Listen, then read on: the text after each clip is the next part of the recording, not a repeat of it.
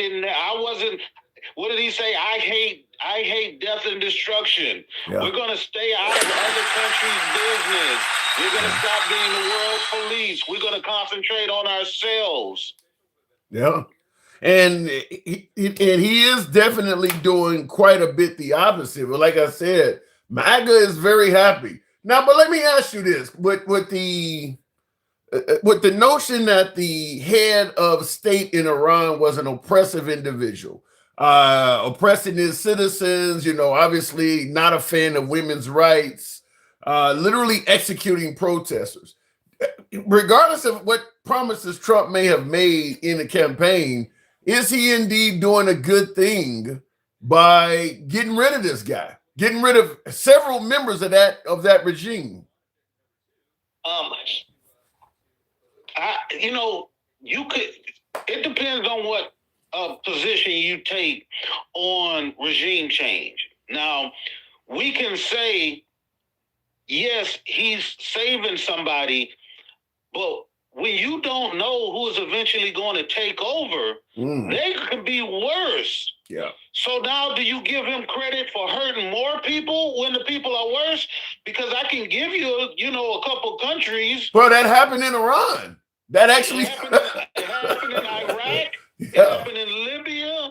It happened everywhere we've gone in and intervened. It's happening right now in Venezuela because guess what? We're withholding all of the money they use to run their government with, the oil money. Those places are worse off than they are better. Well, speaking of it getting worse, I'm going to, because I saw this in the comments on TikTok from Michael Sparks. He said, how could they be worse? So in other words, what we have replaced in Iran, how could anything following that up be worse than what they had? What say you? He has no idea who the Iranian Revolutionary Guard are. Those are the hardliners that were behind the Ayatollah. Those were the ones who were cracking down. Yeah. Those people now are in charge. The Ayatollah was probably a more settling, because he used to battle with the Revolutionary Guard, where the Revolutionary Guard used to want to be more aggressive. And the Ayatollah coming from a more of a religious, like people just viewed the Ayatollah as the sole evil person in Iran. Yeah. No, there's a whole group of people behind them, the mullahs and the shahs and all of those people who have hardlines. They want to go strict literal Quran. If you're not Muslim, you should die. Damn. They don't understand what could be coming for those people. Yeah, I mean, the thing about it is no oppressive government can be done by one person. It has to be lots of people. I mean, even when you look at Hitler and stuff like that, I mean, there have to be other people that agree with it for it to work. One man can't do all that. Right. I would say to that person, if he doesn't think things could get worse, just look at the country of Libya. Just look at all of the countries throughout history. I'm sure you can just pull up regime change affected by U.S. policy and look at all of those countries and tell me if those countries are better off now or worse. Yeah, I will. You raise a good point, because I will say we have, under several presidents, went into countries and changed the regimes there. And I would ask the simple question: what country can we point to in our past that we went into and changed the regime and the people there are doing better? I don't know any country, whether we're talking about Libya, as you mentioned, with Gaddafi, or we're talking about Saddam Hussein in Iraq. I don't know any country, even Afghanistan. Once we left, it went right back to the hands of the Taliban. So what country have we went into? Because all we do is when we go in there is we try to put somebody in place that will be friendlier to us robbing them blind. I mean, and that's the thing. We're putting in somebody that is friendly to us. As long as you're friendly to us, we don't give a damn what you do to your own people. And when you're friendly to us, we want your resources. Yeah. And that's crazy. I mean, we're there for exploitation, not to grant freedom. So, and I've been saying this, is that I'm really shocked that MAGA particularly think that we're going over there, because they're talking about the protesters. And wow, thank you for that support, Ginger Wilkins over on TikTok. Appreciate that. Thank you. I've been saying when you look at the fact that under Trump, you can't claim asylum from any third world country, we're deporting people back to Haiti, deporting people back to Somalia. Why do they think we care about the Iranian citizens? Actually, why do they think we genuinely care about the Iranian citizens when we've shown that we don't give a damn about any other third world citizen going through strife? Yeah, I just had a conversation with this guy, I debate with, and he tried to throw up in my face, well, Trump's going in there saving the Iranian people. Don't you care about them? And I said, it's hard for me to care about a situation when I know he's not going in there to help them. You guys didn't give a shit about the millions of damn Africans that got their rice and oatmeal taken away from them through USAID. Y'all didn't give a shit about them, but somehow y'all care about the Iranians. Don't ask me how I feel about it, because I don't like nobody to be taken advantage of. No children, no innocent people. Yeah, I gotta say, it does make a hard sell to believe that MAGA suddenly cares about the Iranians when, I don't know any other group of citizens other than the white South Afrikaners that MAGA has shown an affection to. Why all of a sudden is the Iranians getting so much love? That doesn't make any sense. Right. When you told them that they was playing, they was playing their religious music in Dearborn, Michigan, they was pissed off. Yeah. I don't give a shit about them damn people. Well, in the comment section, Straight Talk Commerce says you have zero frame of reference. Any idea what he might mean by that? I have no idea, but I do know that I have been around the world. I've been to many of those Middle Eastern countries that are now being attacked by other Middle Eastern countries because America has infiltrated the other ones by using money. So how do you frame of reference? And I've lived right down the street from Dearborn. I used to walk over there to go to the movie theater. So I don't know what he's talking about frame of reference. I used to live down the street from Dearborn. I know about a lot of this stuff that's happening personally. Fair enough, and because he's claiming you have not paid attention, but I'm thinking the same thing. If there's one thing that is the liberals in particular have been voicing in regards to their opinion towards MAGA from day one, they've been saying MAGA does not have empathy. Most of it's been towards the way ICE has been treating folks and things, but the liberals have been accusing MAGA of not having empathy from day one. So I don't understand how all this love for the Iranians just materialized out of nowhere. I'm going to put it in the category of it doesn't make sense. Why all of a sudden is the Iranians somebody we care about so much? I'll help put it into context for them. They are the same people who were celebrating that Trump was going. You may have not going to care about other people. He was just going to concentrate on helping the American people. That's what a lot of them voted him in office. Remember that, Tim? Yeah. You're talking about America first. We don't care about other countries. We got veterans living on the streets in America. We need to help them. And what did you always say from the beginning, Tim?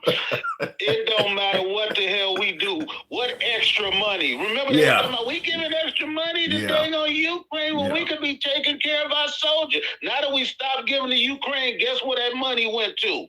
Straight to the Middle East and to Israel. That's where the money went. And you're right. That is something I said, is that if we get Trump in there and we stop giving money overseas and we stop all this, it ain't going to go to your pocket. You're still not going to get tuition forgiveness. You're not going to get universal health. When you say America first, these are things that would benefit primarily Americans. And there is no sort of even mention of doing any America first for the right just seems to be pull yourself up by your bootstraps. I mean, we're not going to help anybody else out, and we're going to tell you to figure it out your damn self. And somehow, some way, that appears to be what they mean by America first. And so now, guess what? The gas prices have started going back up, and remember they was like, Biden said the cost of gas was going up because of war. That's not true. Now we actually see war affecting gas prices, and I guarantee you they're gonna be like, well, that ain't Trump's fault. Well, there is some news that came in I want to discuss real quick, but before I do, Jenny in the comments says, yet you support illegal immigrants. Shut the fuck up. Now, I don't know if he's talking about me or you or a combination of us both, but the news I wanted to tell you is right before I came on live, I don't know, 20, 30 minutes ago, I saw it on one of the Fox affiliates, is that the Iranians have threatened to, not threatened, but they said the Strait of Hormuz is now closed. So that is a huge oil route, obviously, for cargo ships. And they stated any ship that goes through there will be set ablaze. So obviously, if that happens, the price of oil is going to skyrocket. They've already started. They've already attacked a couple of the ships, and that's where all of the Middle Eastern countries that pump the oil, they all have to send their oil down through the Straits of Hormuz to get out into the Pacific Ocean. Yeah. Well, Straight Talk is saying it would not be closed for long. Are the Iranians that easy to put in their place? Listen, 20% of the world's global oil movement for a couple of days is a fucking problem. They don't understand. He has no point of reference. If he's saying it won't be for long, that's like saying somebody cut off the electricity in your house for a week. Is it going to be a problem for you and your family? It won't be for long. You're only going to freeze for a few days. I know it's below zero, but give us a few days. It's a little bit of short-term pain for long-term gain. I will just say this in regards to, obviously, the U.S. has far more military might than Iran, but just dump a ton of mines in that strait, exactly.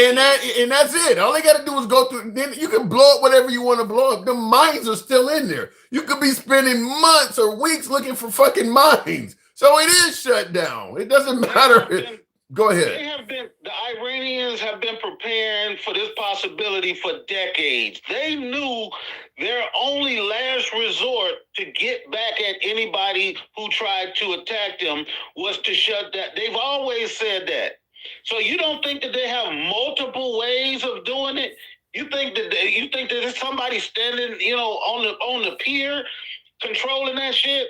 They got people in boats. They got mines. They got all kinds of shit over there that they can do it. Yeah. Now, another thing that came in, I seen not long before I came on live as well, and I see in the comments somebody's telling me to shut up and get to the front lines. I mean, okay, don't spam, by the way, whoever the hell that is. I won't block you yet, but it looked like you were on a spammer mission. If you spam, I got to take you out.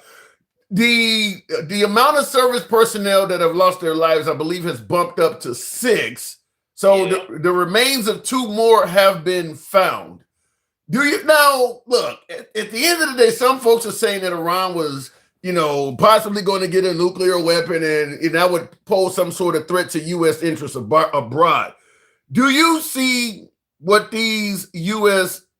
Soldiers are doing? I think these were either Army or Marines that got killed at the base. But do you see this as a noble cause, fighting for our freedom? Do you believe they died fighting for a noble cause, fighting for the freedom of Americans? What say you? I say no, it's not a noble cause. I give deference to all military personnel because we volunteered and we do a job. But nobody wants to know that their loved one or anybody was hurt or killed. True. Because somebody possibly in the future could have done something to us. Our stuff was supposed to be about imminent threat. Yeah. Iran, nowhere in the near future would ever be able to touch a hair on an American's life on the mainland. Well, because we was protecting Israel, another country. Yeah. Well, their belief is that Iran was on the cusp of developing, I guess, not only nuclear weapons, but hypersonic that could somehow, some way, I guess, reach. I'm sure that you have it. You probably have to find it. You probably won't play it right now, but just play them the video of Bibi Netanyahu for 30 years coming to America and all over the globe saying they're a month away from a bomb. They're 2 weeks. They're a week. They're a year. They've been saying that all this time. And we know for a fact because President Obama struck a deal with them for them to give away any weapons grade uranium, and they can only use it for energy purposes. And we know it because we had inspectors there verifying that they had dropped any type of plans for weapons. Trump came in and destroyed the whole thing because he said he wanted them to do more. He said he wanted them to stop developing mid-range weapons, which no country that wants to defend itself is just going to stop. Right. We want them to be completely defenseless. But shout out to Bibi Netanyahu, because not only did he get us to go into Iran, he got us to go into Iraq by telling us they had weapons of mass destruction too. So Netanyahu's been able to convince Americans to do a hell of a lot. Not only that, but paying our own blood, treasure, and financial costs to do his bidding. So Netanyahu's been very, very successful in getting us to not only spend money, but spend American blood. Yes, he has been very effective. They have used the Holy Bible to control the biggest military power the world has ever seen. And I was working right along with Trump, just like it did with Bush and the rest of the presidents. So, I mean, how about this? I saw this in the comment section right after Iran was attacked by the United States this weekend. Somebody in the comment, this was on a Fox News video, so I'm assuming this may have been a right-wing viewer. But they stated in the comments, no matter who we vote for, we get Netanyahu. So it don't matter who you vote for. You go still be doing this man's bidding. Do you see it like that? I do not, because America has a lot more influence over Israel than we don't exactly exert that strength.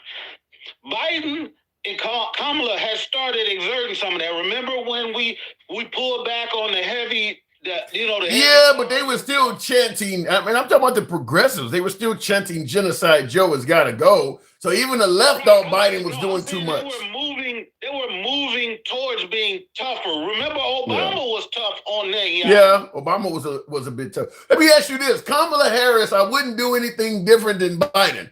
What do you think would be the outcome? What do you think we would be right now in terms of Iran and in our relationship with Netanyahu if we were dealing with President Harris?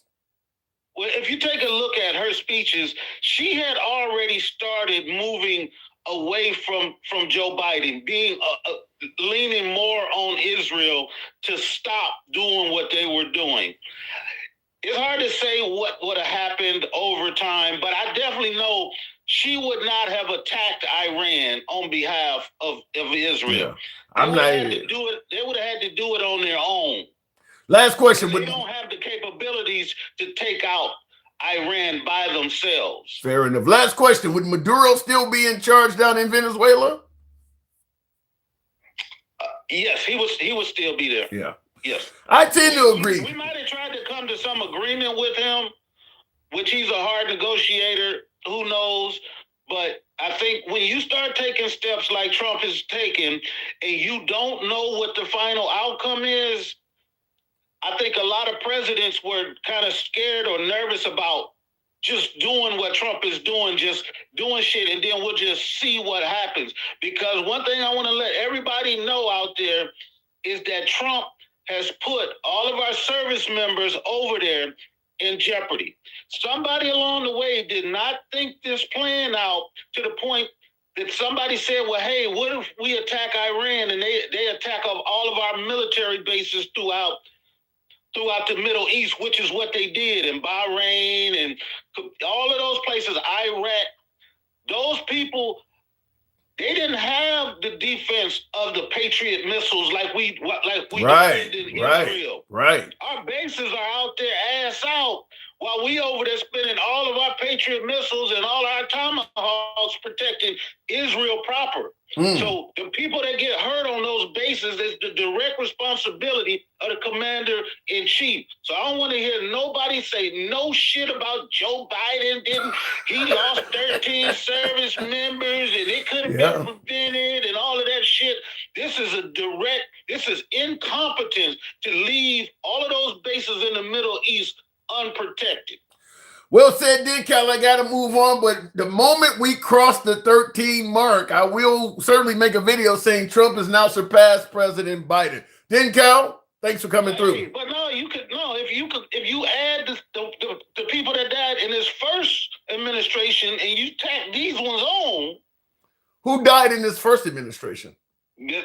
Just take a quick Google search. How many service members died in the service of America during Trump's first administration, and then tack on the 6. And don't forget, it's 6 people dead, but it's like 15 of them in critical condition. So that number is going to go up. Yeah, that number could go up. Yeah. All right, I got to move it on. Thanks for coming through. Right. Appreciate it. By the way, folks, this is what we are indeed talking about. I took Denker right off the start, but that is what we are going to be discussing is President Trump breaking his promises? Now, there's a hell of a lot of people that believe what we're doing in Iran is a noble cause. I get that. An impressive leader, an impressive dictator, stifling everything from the right to protest to women's rights. So there's a legitimate reason to celebrate or champion Trump's efforts in Iran. However, when I say his campaign promises, that ain't what he campaigned on. He did not campaign on, protecting oppressed citizens worldwide. He campaigned on, as my last caller pointed out, being all about America first, taking care of Americans. Right now, this amounts to taking care of Iranians. Stop racing to topple foreign, and you understand this, foreign regimes that we know nothing about, that we shouldn't be involved with. We want to strengthen old friendships and seek out new friendships. Have you seen any of that? Have you seen any of that? Strengthening friendships, making new friendships. I thought we just told Canada we don't fucking need them not long ago. Have you seen this is a campaign promise. Have you seen any of that? So what I'm saying, simply put, is even if you favor what Trump is doing in Iran, and I'm not taking that away from you. I'm not taking it away from anybody favoring helping out foreign citizens. Even though, as you heard me and my last caller tossing around, I don't personally believe that's the agenda. But listen, if you're there to do something else and foreign citizens benefit from it, they benefit from it. But I don't believe that's because of just the way we've been handling deportations, the way we've been allowing ICE to do what they need to do or what we want them to do, which is just deport every fucking body. Blue One Banks, thank you for the galaxy. Appreciate that. What I'm saying is the lack of empathy from the Trump administration doesn't portray a picture of someone who wants to suddenly help Iranian citizens escape some sort of oppression. It just doesn't come out that way. Stop racing to topple foreign, and you understand this, foreign regimes that we know nothing about, that we shouldn't be involved with. We want to strengthen old friendships and seek out new friendships. Rather than a rigid dogma, we're guided by the lessons of history and a desire to promote stability all over, and strength in our land. I've read this is the kind of game you run when you're trying to get some pussy. I'm just going to tell you that this is the kind of game you run. Everything you just said whatever. I'm about to marry you in another year. I'm going to show you the finer things in life. That's what this sounds like. This is game. This is what we refer to in the hood as game. Like, stability? We going to make new friends? Have you seen any of this shit? This man is trying to get some pussy. Let me go back to the box and tap the screen, by the way, get the likes on up. We should be around 20,000. Let your thumbs not be lazy. Weak game says bow down. That ain't weak game. It got him in there. It got them in there, and folks are eating it up. This is panty dropper game. This ain't weak game. This shit worked. He coming back home talking about he got some dome. This worked. This ain't weak. What are you talking about? This is good shit. Tap the screen. By the way, if you're watching on YouTube, feel free to smash that like button. You know how we do this. We're currently live on Substack, Instagram, TikTok, and YouTube. Our program is, always will be, MAGA friendly. We don't block, ban, or censor anyone. This is uncensored programming. Every day, all day. We don't block, ban, or censor any damn body, regardless of what your political affiliation is. We will protect and reserve your right to free speech. So it does not matter what side of the aisle you're on. Our comments go left of Bernie Sanders, so I'm having dinner with Q. If you favor this type of uncensored dialogue, feel free to follow the program. If you're watching us on Instagram, Substack, or TikTok right now, and if you're watching us live on YouTube, give your boy a sub. And for you YouTube watchers, I need you guys to smash that like button. I see in the comments, you who says, are you out of your mind? No, I would ask this guy here making this speech. Is he out of his mind? Because to me, that sounds like he's running game. Let me go back to the box. We'll start it out with Straight Talk Commerce. Good evening, Straight Talk. This man is running game. Straight Talk, what happened to this? Let me first off, let me thank you for coming by earlier today to my live. No problem. That was a very nice honor, and I appreciate it very much. Now, let me first answer this, because Den Cal put out a whole bunch of dumb stuff as usual. Let me get my notes. Let me help him. Okay. Let me help him real quick. Venezuela is set to make more money this year than it has ever made in its nation's history. It has already received in the last 30 days 300 million of 500 million they are set to receive. Okay. They are not receiving all the money because they owe people, including United States and several of their neighbors. Well, first of all, let me interrupt you and say this. Just because a nation is making money don't mean it's being shared amongst its people, but keep going. Does 100%. I totally agree. That's why we went in there, because their people were eating out of dumpsters. So did we go in there? It is probably going to be distributed a hell of a lot more fairly and to the people than it was before. If not, we got another issue. We got another problem. So if it's not distributed properly, you want America to go back in there and do something about it? Well, we don't have to necessarily go in there. We are definitely going to do something about it. Where the hell is America first in all this? I'm not arguing with the... I will tell you. Because for the same reason we went in there. He was part of Cartel of the Soul, meaning he was definitely in the drug trade. And we got rid of that. What about all the other... Wait a minute. What about all the other nations south of the border? Why only Venezuela? The cartel... In fact, the cartel has a bigger presence. Now you are arguing... Let me get this straight. Now you are arguing that you want us to go into more countries. Make up your damn mind. I'm going with you. I'm trying to find out where the hell is America first in this. All right, I tell you what. Here, listen. We'll go into Venezuela, clean that up, and then if you want, we'll go into the next one that you. And then which one's next. And then I'm going to ask the same question again. Where is America first? When are we going to look out for Americans? We're looking out for Americans. How? And by the way, hold on. Here's how I know you don't care about that. You mentioned USAID.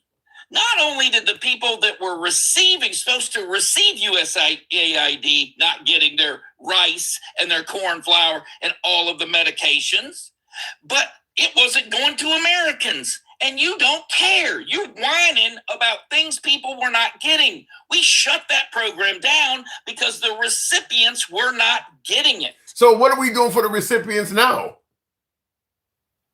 We shut the programs down. Why are we paying for stuff that people that are supposed to get it aren't getting it? So you're certain that not one single person that needed rice or grain or flour and wheat, none of them were getting this. 100%. Nobody was getting it. This is what I am certain of. If you think we should be sending billions of dollars per year out to people that are only getting a small portion of that money, I beg to differ. I do not agree with that. But you're going to spend... Okay. If we cannot make sure that the people that are intended to receive this food and aid are getting it, then we stop it completely because the wrong people are getting it. Okay, while you're talking, I'm just looking up because I got Fox affiliate on this. The Israelis are saying they're being attacked right now. Missiles are coming from Iran. But let's talk about Iran. let's talk about Iran for a minute. Real quick, but before you do though, this whole what you said on USAID baffles me because the solution is all of the money we were sending in the USAID was not going to the proper recipients. So the few that do, now we're going to make it so nobody is. As you said, billions shouldn't be going to. Think about how much money are we spending? Listen to me, Go Tim, ahead. if you would like to revisit it, if your problem is that the right people are not getting fed anymore, we can revisit it when I know that it's not full of fraud. Why not do that instead of protecting protesters in Iran? I mean, these people are starving to death. These folks can't protest. Why not go help them first? I was going to talk about Iran. Let's talk about Iran. Okay. The Iranian Ayatollah, Iran has been a problem for 46 years. For every president in 46 years, it has been a problem. You were a young boy. I was a young boy when all of that started with the Shah coming to the United States, getting cancer treatment, and they overtook Iran. And ever since then, it has been a thorn in the side. Hezbollah receives 90% of their funding from the Ayatollah. PLO receives 74% of their funding. All of these terrorist organizations operate with the good graces of Iran. You got a fan. Handsome Conservative says, God forgive me, Straight Talk is right on this. And I'm not disagreeing with you, Straight Talk, but I will have to ask you this. If this has been the same damn problem since you and I were both little boys, then what the hell was Trump? When Trump made this campaign speech, all of those problems were still going on, yet he was talking about... He's doing something about it, and I'll tell you why he's doing something about it. What changed? They made it personal with Trump. How? They sent people here to try to kill our president. That's why. Where's the evidence of that? They said it. They said that they've sent people here to They said that they won a 2020 election and people were eating cats and dogs. They say wild shit. No. The Iranian Ayatollah and the people there that he just killed said that they are sending people to take out our president. They said it through their own mouth in their own speeches. No, you said did they threaten to do? Did they threaten to do this? Wait, hold on. Did they threaten to do this in the future, or have they already done? What are you saying? No. They have sent people here to take out our president of the United States. You're damn right. And Debo, I see you in the comments saying, "Yay, shame on you." Yeah. Hey, look. All he's got to do is give it his best shot. I invite him to go do that. If he thinks that that's the right thing to do, I would love for him to get caught on top of a warehouse trying to take out the president. That'd be the greatest thing. Oh my God! Before you continue on, where did you hear this? That the Iranians claim they had sent somebody to take Trump out. I've never heard this before. Okay? You want me to bring it up for you? I'll send you some links. Yeah, send me what you got. I've never. We covered obviously politics all the time, right and left. You're the first. Even MAGA. You're the first MAGA guest I've ever heard say that. Yeah, and I'm more than happy to give you the source that I heard that from. Now, the second part of this is Clinton, Obama, Biden. Obama tried to bribe Iran into acting right. We couldn't give them enough money to stop all the bullshit.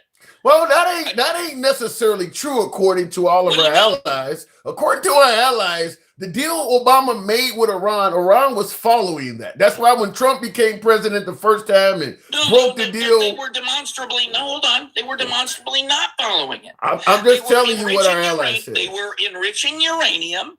They were building ballistic missiles. So stop. I'm just telling you our allies made it clear that Iran, when Trump became president the first time and broke the deal under what you're saying that they weren't following it, our allies came forward and said they do not see any evidence of what Trump is saying. They didn't see that. And they don't agree with him on this go round. They don't agree with him on Venezuela. Our allies don't agree with him on any of this shit. Venezuela, none of this. Funding Houthis. They were still funding Houthis. They were still funding Hezbollah. Even if Iran wasn't directly responsible for the terrorism, they were funding it. So stop. That ain't why we did that. That is not why Obama made a deal. But you're making excuses for Iran now. No, you're you're moving the goalposts all over the damn place. The deal was for them not to try to develop a nuclear weapon. The Houthis wasn't part of the deal. Tim, I'm listening. You guys move the goalposts. We needed Iran to stop acting like the largest state of terror, the world's largest aggregator of terrorism. It was Iran. You ever stop to think your definition of terror could be the next man's definition of self-defense? So To a lot of players worldwide, we are the ones that are terrorists. This world police shit for us is terrorism for them. Who do you agree with? Agreed. Who do you agree with? Who do you agree with? Do you agree that Iran thinks that they are the greater terrorism? I think Or do you think the anytime United States of America? Hold on. Do you think that the United States of America is the world's greatest aggregator of terrorism? Which is it? I think the United States is the world's greatest aggregator of terrorism. Yes. Okay. Yeah. Listen, I'm glad that you're being honest. I mean, that to me is, I don't even know what the fuck to say. Let me ask you this. Do you favor one nation playing the world's police against the will of most of the other nations? You think that Yes, you favor that? Yes, I do. That's terrorism. That's No. You want me to come on your block and tell everybody how they can park, what they can barbecue, what time they can be outside, and if they don't threaten to blow people up? Yes, you were being a terrorist. Nobody wants you on the block doing this. So You're doing this saying against that the everybody's police- will. You look at the police as terrorists. The police come in and they keep the neighborhood safe, right? No, this is not that straight talk. It is that. Okay, keep going. It is, I'll of tell you course why, it's but go that. ahead. Give me your spiel. I'll respond to it, but go ahead. Well, what I'm saying to you is, listen, if you believe that the United States is terrorizing the world, then what the hell am I going to say to you? You know what I mean? Yeah. There's absolutely nothing that I can say to you. Yeah. That, True. And I'll tell you this. Like I said, and you said that. if the rest of we paid the cops to be police, the citizens want the police force. The world don't want us to be policing them. Most of the world don't want this. This is a police force that nobody wants. That's different. Also, America, you know damn well, just as much as I do, that America is not policing the world to keep peace. We're doing it for our own benefit. As Trump said, Wait, stop a second. Stop. Do you clean out your car? Do you mow your lawn? Yes. Do you do that for everybody in the block's benefit? No. It benefits everybody on the block, but you don't do it for their benefit. You benefit your house and you benefit your car. You understand? You maintain your car because it benefits everybody else on the road? No, you want to get from point A to point B. What I'm saying to you is sometimes the things you do benefits others, and that's great. But every single time, if you'll just maintain your car, make sure you got headlights, make sure you got a horn. I'll worry about mine. That's But confusing. all I want you to do is maintain your own shit. Let what the me. United States does. Okay. That's a lot of salad, and I don't know if you should put blue cheese or French dressing on that. I don't know what that meant, but let me just tell you this way: if you're doing things like telling Iran that it's wrong to mistreat women or whatever, look, it's not our place to tell them how they should treat their citizens. The same thing with the Christians being persecuted in Nigeria. That's not our place to go do that. By the way, look at our history of persecuting and mistreating people in our own country. Because we have committed sins, we no longer have the ability to do the right thing. So you're saying because we have formerly sinned, or maybe even we're currently sinning, maybe even we're currently doing the wrong thing, you say that we have absolutely no moral high ground to stand on to tell anybody else what they can or what they cannot do. Yeah, I say disagree. Yes, I say we were given a chance to evolve and set things straight. Give them a chance to do the same thing. You know what you sound like? You sound like the sinner that has found Jesus, and now you're going around with all your friends telling them to stop going clubbing and stop doing shit. No, here's what I sound You like. were just Here's in the what I club last week, goddammit. What are you doing? I sound like the guy that comes over to your house and tells you to please stop beating your wife so loud because I'm trying to watch TV over at my house. That's what I sound like. No. When you start talking about you can't persecute Christians, that ain't got nothing to do with your house. You just over here telling us what to do. If you can go all the way back to the Vietnam War to stop the spread of communism, What? We did the That's same not thing our with job. Iraq in persecuting the Kurds. We stopped the Iraqis from persecuting the Kurds. This has nothing to do with Christian or not. Yeah. Was it because they're Christian that you don't want us to No, stop the persecution? what I'm telling you is that America is trying to dictate how the rest of the world should live and operate, and that is wrong. They should have a right to live the way they want, just like we claim we want. We claim we're the freest nation on earth. What if it infringes upon others? You're saying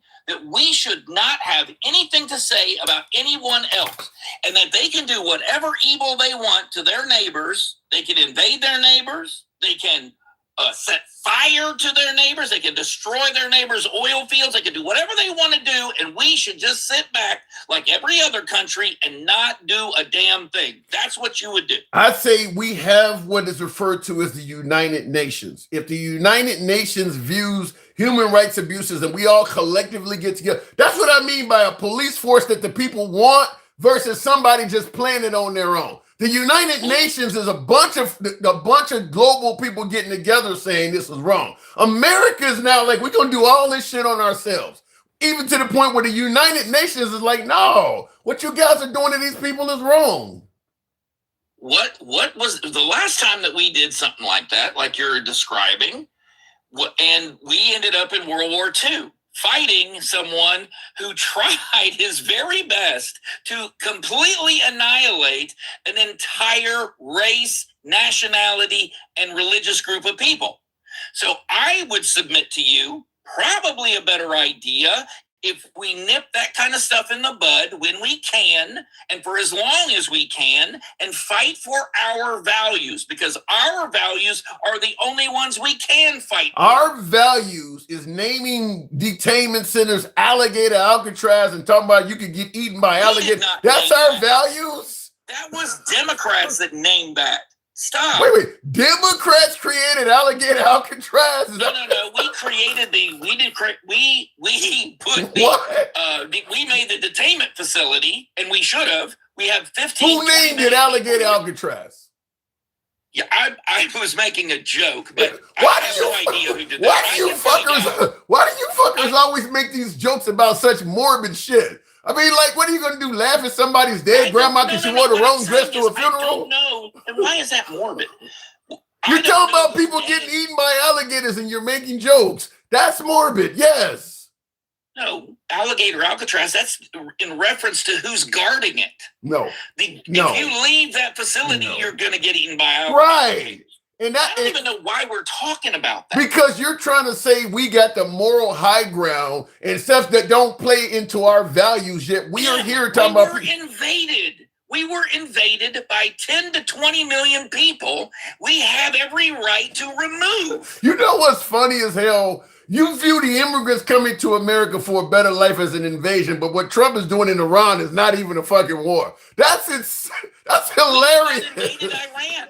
We have not invaded Iran. We have decapitated their leadership, so they are no longer a threat to their neighbors. So that's what we're trying to do. We got invaded by a bunch of mothers and carrying their babies and shit, but we're literally blowing up shit all over Iran, and that's not a war. But these immigrants coming here often without even shoes on many times. That's an invasion, huh? Yeah, but here's your problem. You don't like it when we defend our borders the way other countries defend their borders. Try going into Canada illegally. I don't think you're not liable to make it. Try going into East Germany or go into Poland or go into, I don't know, Romania illegally. I guarantee you to not be alive at the end of before you get in there. I guarantee you, if you enter Canada illegally, they're not going to send you to prison in El Salvador to some foreign nation in Africa. You're right. You're liable to get unalive. In Canada? Canadians? Are you kidding? Yes. To be honest with you, I'm going to give you a story of myself because I actually did that. I actually was going to meet somebody in Canada. It's a very dangerous thing to do. No, they came and grabbed me and had me stand there and they ran my information, but they didn't. I actually entered Canada up on the far west coast above Seattle. I actually did that. I wanted to take. They got like a post that kind of resembles the Lincoln. What is it? The memorial, the one that goes to a point in DC. It's a little pole. Yeah, it's only a few Monopolist. feet high, but it says Canada on one side and America on the other side. Right. I wanted to Right. stand by that and take a picture, but I unknowingly stepped across the line and entered Canada. No, And they I'm ran talking out, the Canadian Border Patrol ran out yelling, "Stop, stop." They grabbed my black ass and ran my ID and let me. They didn't shoot me. They didn't kill No. me. What are you No. talking about? No. That's not what I'm talking about. And you were at a port of entry. You were at a border. If there was someone there watching, they're not going to do that. Oh But my I'm God! telling you, But you really think if I sneak across the border in Montana or somewhere up there, they would shoot me? You believe that? Tim, you do not understand. You are talking to someone who spent 5.5 years in West Germany. I watched, physically saw. I stood on top of the Berlin Wall the night. Well, it came well, down. that's the Russians, though. That's not a civilized First Nation. You mentioned That's Canada. You East said Germans are not Canada. Russian, and what I'm trying to tell you is, try going into Iran There you go. legally. There you go. For what you're talking about to work, you got to come up with them draconian third world and oppressive nation. Third world. No, try to go into Israel. No. Try to go into Israel over the border, see what happens. But Israel is constantly at war. France, Germany, Spain. You're not. But try going into Cuba. What happened when we had people got too close to Cuba?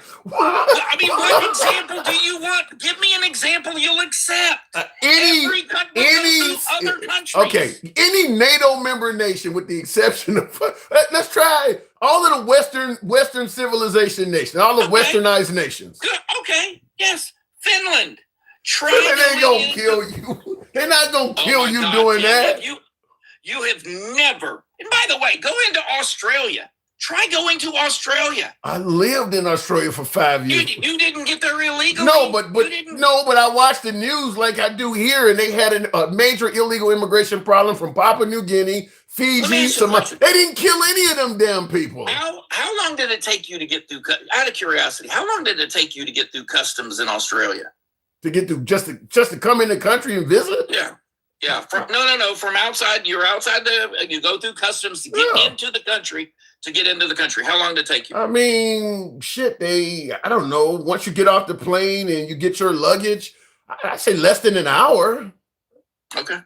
Yeah, and I did it at least about 10 times. I mean, less than an hour. One time I came in. I'm very curious because I've gone through customs in Mexico. Sometimes it takes me 4 hours. Sometimes it takes me 15 minutes. Yeah, because you a fucking gringo. They scared of you. I gotta move it on, but I'll tell you a story. That's true. Yeah, I'll tell you a story before I move it on. One time they did say they swabbed your bag and they said they detected cocaine on it and shit. They held me for about 4 or 5 hours. I was making jokes because I was like, please don't fucking put nothing on my shit. That's about the longest time it took me to get in Australia, but normally about an hour or so once you get your bags. Straight talk. What I'm saying to you, listen, what I'm saying to you is other countries, you don't mind other countries protecting their borders. You don't mind it when other countries do not allow people illegally to just stream into their country. But for some reason, you believe that we should open our borders to every swinging dick that wants to come in here. And I don't. Okay, well, just to correct you, I don't believe crossing the border illegally should be a capital offense. I'm okay with it. It's not. Well, if you're talking about alligators and crazy shit and shooting them in the leg and putting drowning machines in the water, yeah, they weren't talking about that. You come into the country illegally. We're going to detain you until we remove you. But look, I want to end this way. I definitely, again, I appreciate the effort that you made today. Seriously, you're a good dude.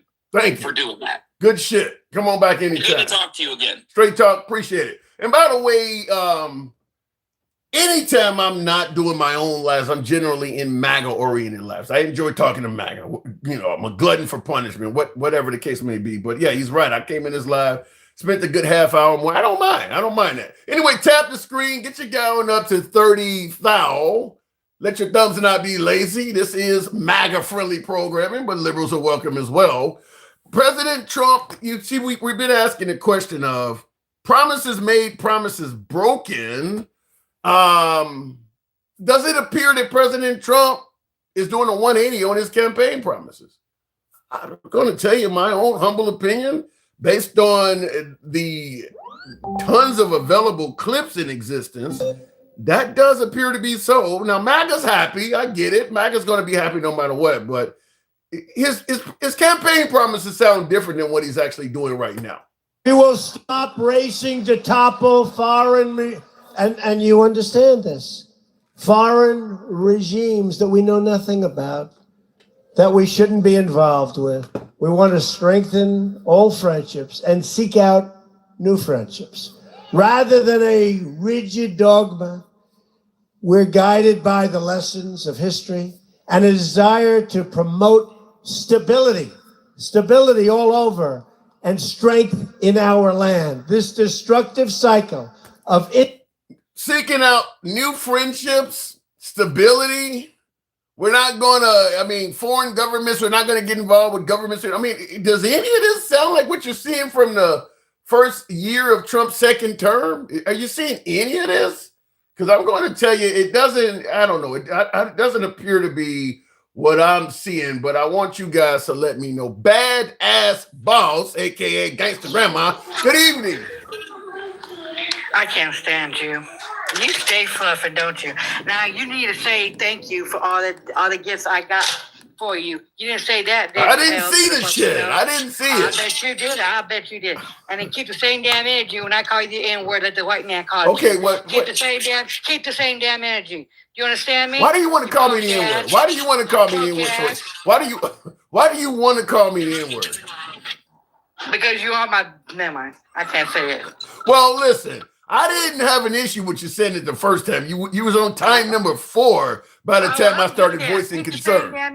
Keep the same damn energy to the white man. Keep it. When they're in the comments and stuff, you keep the same damn energy. You punk ass. Why I gotta be a punk ass? Because you're a punk ass. Gangsta. Now let's get to the topic. Okay, before we get to the topic, what does it take to make you be nice to me, baby? What does it take? I ain't your baby. How the hell that happened? God. Because they reported me. Yeah, reported me. Yeah, you getting hate, but okay. Yeah. What does it take to get you just to be nice one day? If you quit fluffing and get off your knees for the white man, quit sucking on his tinky winky. How about if I show up? How about if I show up with some roses and the knee pads for you? No, I don't like that. No, that's ghetto as hell. Okay, you call me? Well, you call me an N-word. With all due respect, I thought you liked ghetto.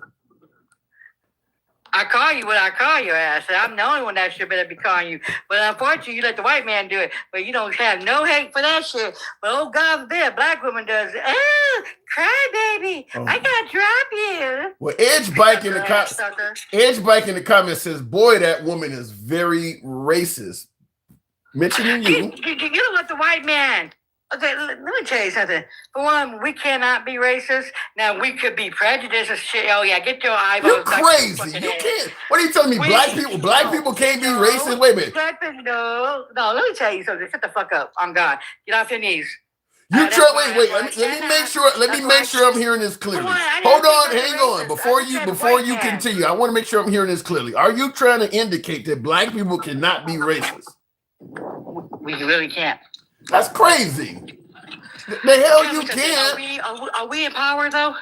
That ain't got nothing to do with it. Are we in power, numbnut? Are we? You bag of fucking dum-dums? Are we in power? That ain't got nothing to do with it. The white team man did it. So get the hell out of here. Being racist has nothing to do with whether you're... made the shit. Do you realize... let me tell you something.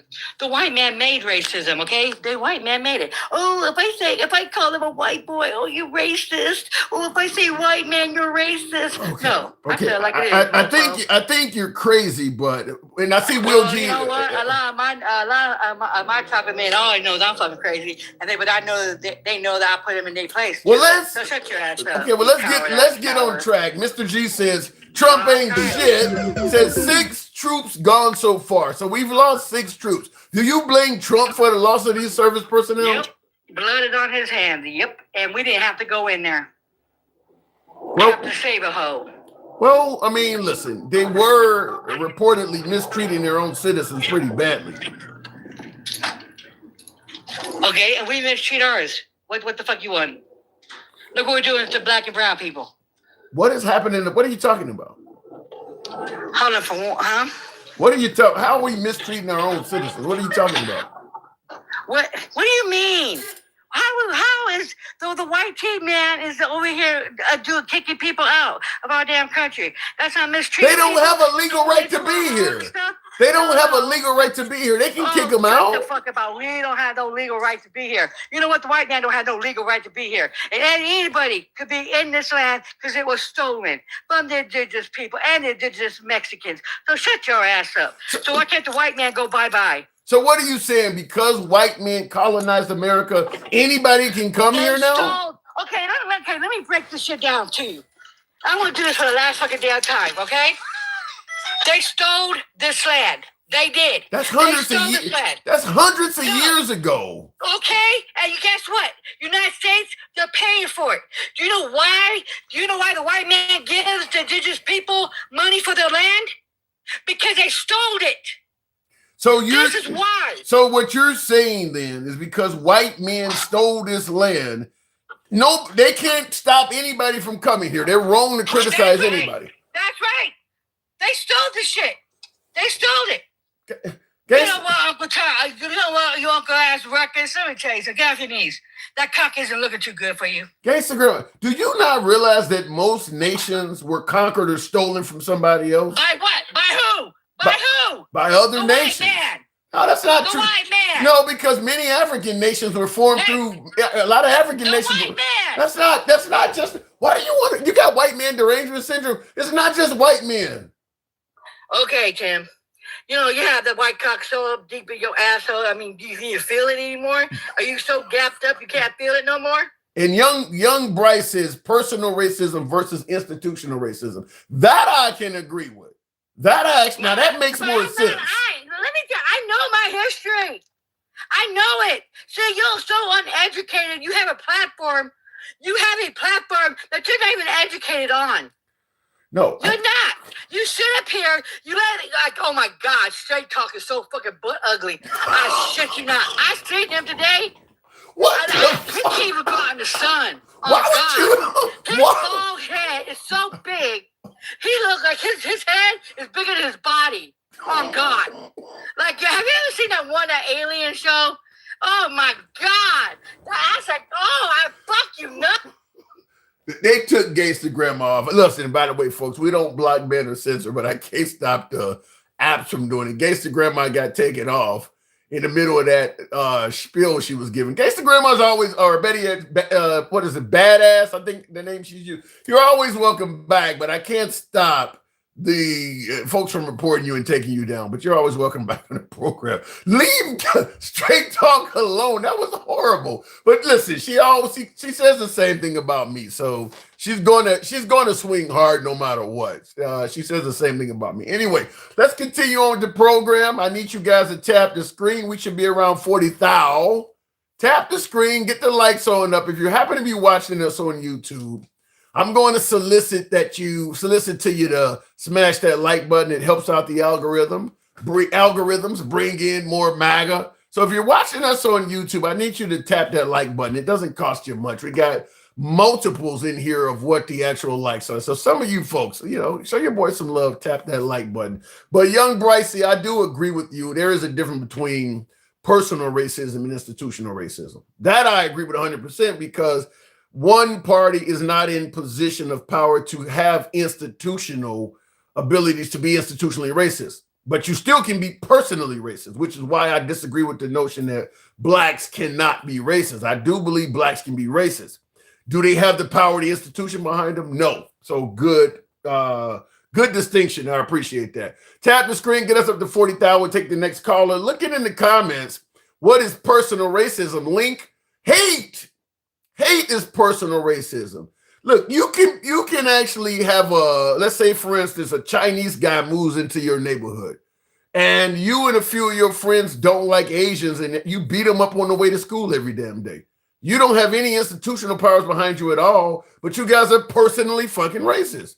You can do it on a personal level. It can absolutely be done on a personal level. Happens all the time. I mean, what happens inside of our penal. And thank you for that. Whoever just see Osby, appreciate that. That's what happens inside of our penal institutions is people that have no systemic power being personally racist. That's why all of the groups are separated. It's a lot of personal racism going on. So yeah, it can definitely happen at that level. Now, Sabrina is saying that's prejudice. To me, look, I don't make distinctions between bigotry, prejudice, hate, and race. I group all the shit up together because if a white person is prejudiced towards a black person, blacks are gonna call them a racist. They're not gonna be making those distinctions. So when black people are doing it, I'm not gonna make the distinctions either.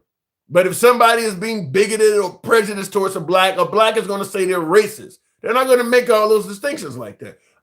Looking in the comments here, honestly, she doesn't know history because Asians come across the Lamb Bridge way. Wait a minute, the Asians come across the Lamb Bridge way before anybody else in this country. So the heritage was from Asia, not from Mexico. I'm gonna tell you this in regards to folks not knowing history, what you're talking about there, Peter, and things like that. A lot of Americans don't properly know history, and I'm not gonna pretend like I'm some historian either. The way we teach history in this country has a lot to do with that, and that is racism. That's why a lot of Americans don't know their fucking history right, because you got to become an adult and do all kinds of research because the shit they taught you in schools was inaccurate. So yeah, there's a hell of a lot of Americans that don't know their history because the schools deliberately omit and not tell you the truth on shit. No, I mean, right now, President Trump is taking all sorts of exhibits down and stuff like that. All sorts of things he's removing. So yeah, so now where the children may have taken a field trip to one of these exhibits, and now the teacher can give them a lesson and ask them, test and quiz where they can learn history. The exhibit ain't that no more. So yeah, there's all kinds of shit like that. I mean, we can talk about the Confederate statues. Each one of them statues has a plaque at the bottom of it describing who that person is on the statue. You think that plaque is an honest portrayal of history? I mean, so no, there's all kinds of shit in this country. So yeah, history, a lot of Americans don't know the history. And I think that was intentional. That was intentional. Anyway, let me go back to the box. Whitewashing the education system. So be it. Tap the screen. We'll take the next call at 40,000. Natives have Asian in them, says Young Brycey. Fair enough. What recent black politician exhibited racism? Well, shit. Some people might suggest the Supreme Court justice known as Clarence Thomas. What recent black politician exhibited racism? Depends on what you want to say is racist. I mean, I'd have to hear your spiel on it because it comes from both sides. I mean, there are blacks that exhibited on the Democrat side. There's a few blacks on the Republican side that exhibited as well. So I'd have to hear from where you're going with that. The UK abolished slavery in the 1800s. They spent 40% of their income enforcing anti-slavery law. They freed thousands of black slaves from ships. The UK stopped paying the debt in 2015. Wow. I didn't know that. I did not know. I know they stopped it before we did, but I didn't know all that. Manifested as unequal treatment in employment, housing, or public services, and can involve overt actions and systemic biases embedded in policies and institutions. Fair enough. And somebody asked me, Mal for you says, where did you grow up? You sound so ignorant. Well, Mal, correct me where you think I'm wrong. I grew up on the south side of Chicago. Anyway, going back to the box, we'll go ahead and go to the next caller. I need you guys to tap the screen, get us on up to 40,000. Straight talk, wakes up, and gargles lies. Damn. Straight from the orange man's scrotum and regurgitates that bullshit, then expects us to believe it. That's a mouthful of CGOG Kush. That is a lot there. Holy shit. Gargles it. Oh, my Lord, bless his heart. We'll have to follow up Straight Talk with the handsome conservative. Good evening, handsome. So you actually agreed with your boy Straight Talk Commerce, correct? You don't know how much that hurt me. You don't understand. I'm still feeling the pain.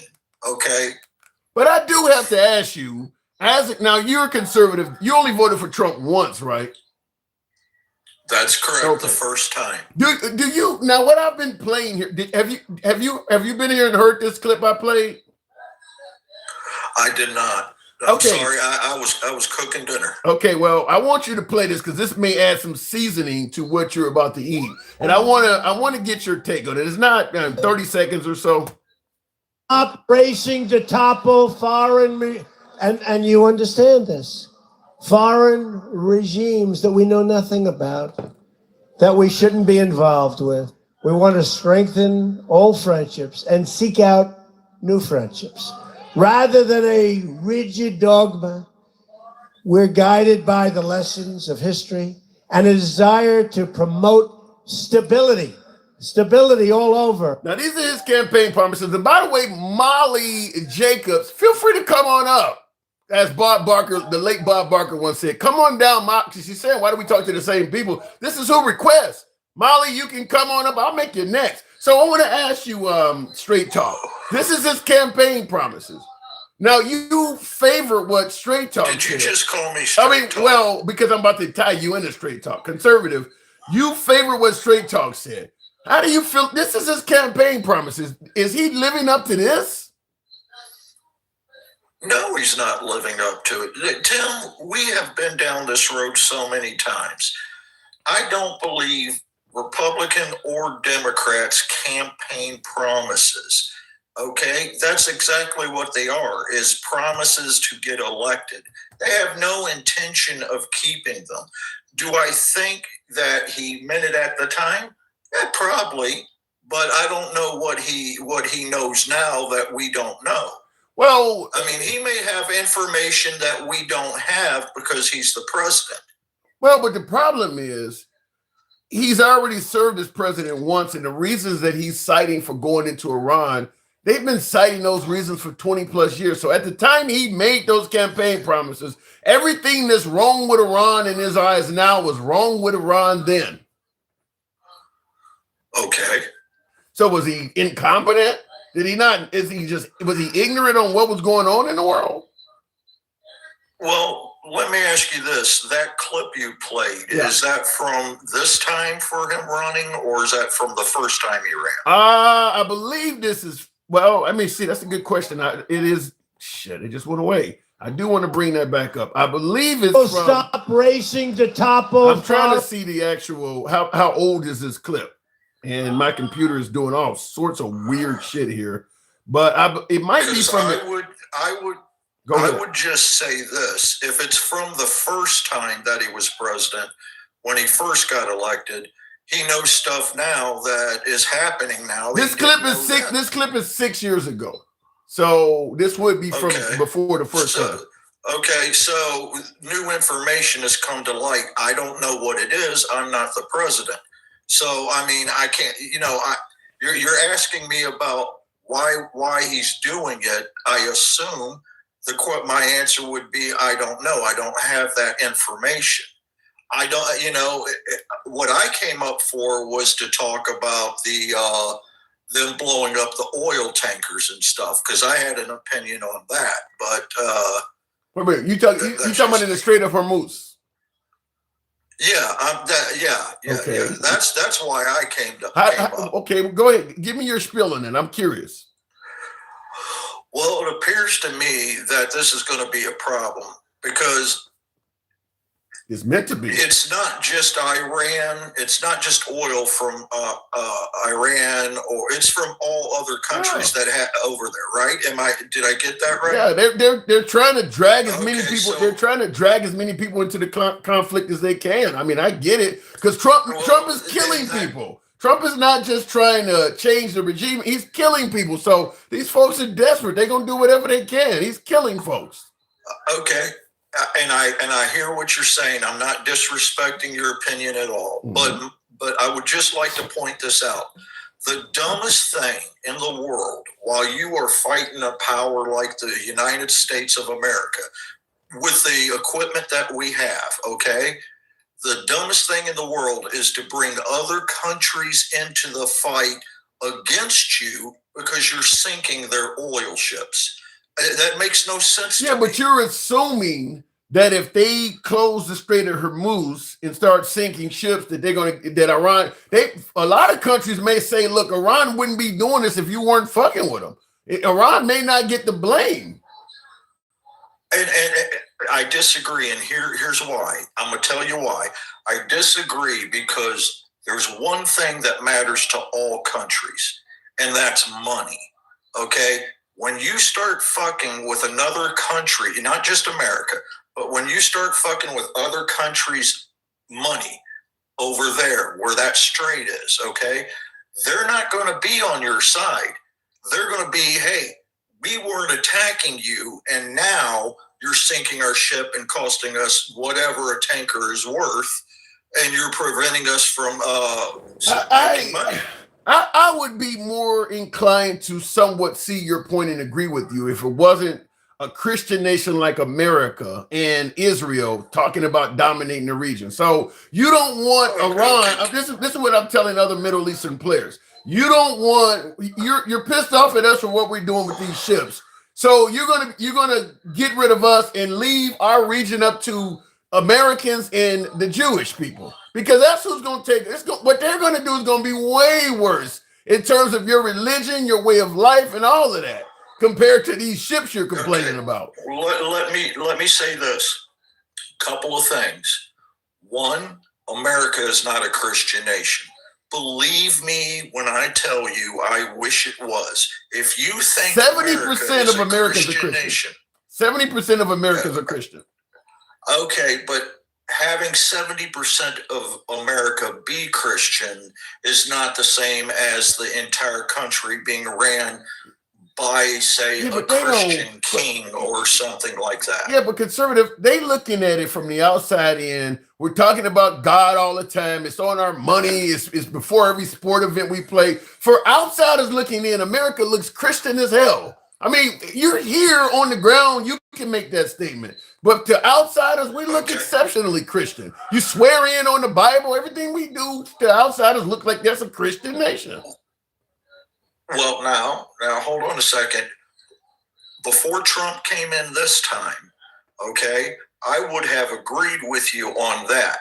But remember, Trump didn't swear in on the Bible this time. No, but it's there. His wife is holding it. Lose that yeah, but his wife is standing right next to him holding it. He just didn't put his hand on it. Right. His wife was holding it. He didn't hold it. He didn't put his hand on it. And real quick, Straight Talk is disagreeing with Straight Talk. I've actually shown the photo. I have some conservatives 100% right. The first time Trump became president, he swore in on the Bible. The second time he did not. There's a clear photo of him out there. I don't know why you would disagree with that. That was I think Melania's wearing powder blue or something. I mean, I've put the photo on many times. He didn't swear on. He said there was a reason. We don't care what the reason is. Go ahead, conservative. He said there's a reason. I just want to say something to Straight Talk, all right? Just real fast. And don't worry, I'm going to be real nice, okay? Trust me, when it comes to watching a president get sworn in, I'm a Christian. Okay, I always, to me, putting your hand on the Bible is very important. Okay, believe me when I tell you, he really did not do it the second time. I'm not trying to cause problems, man.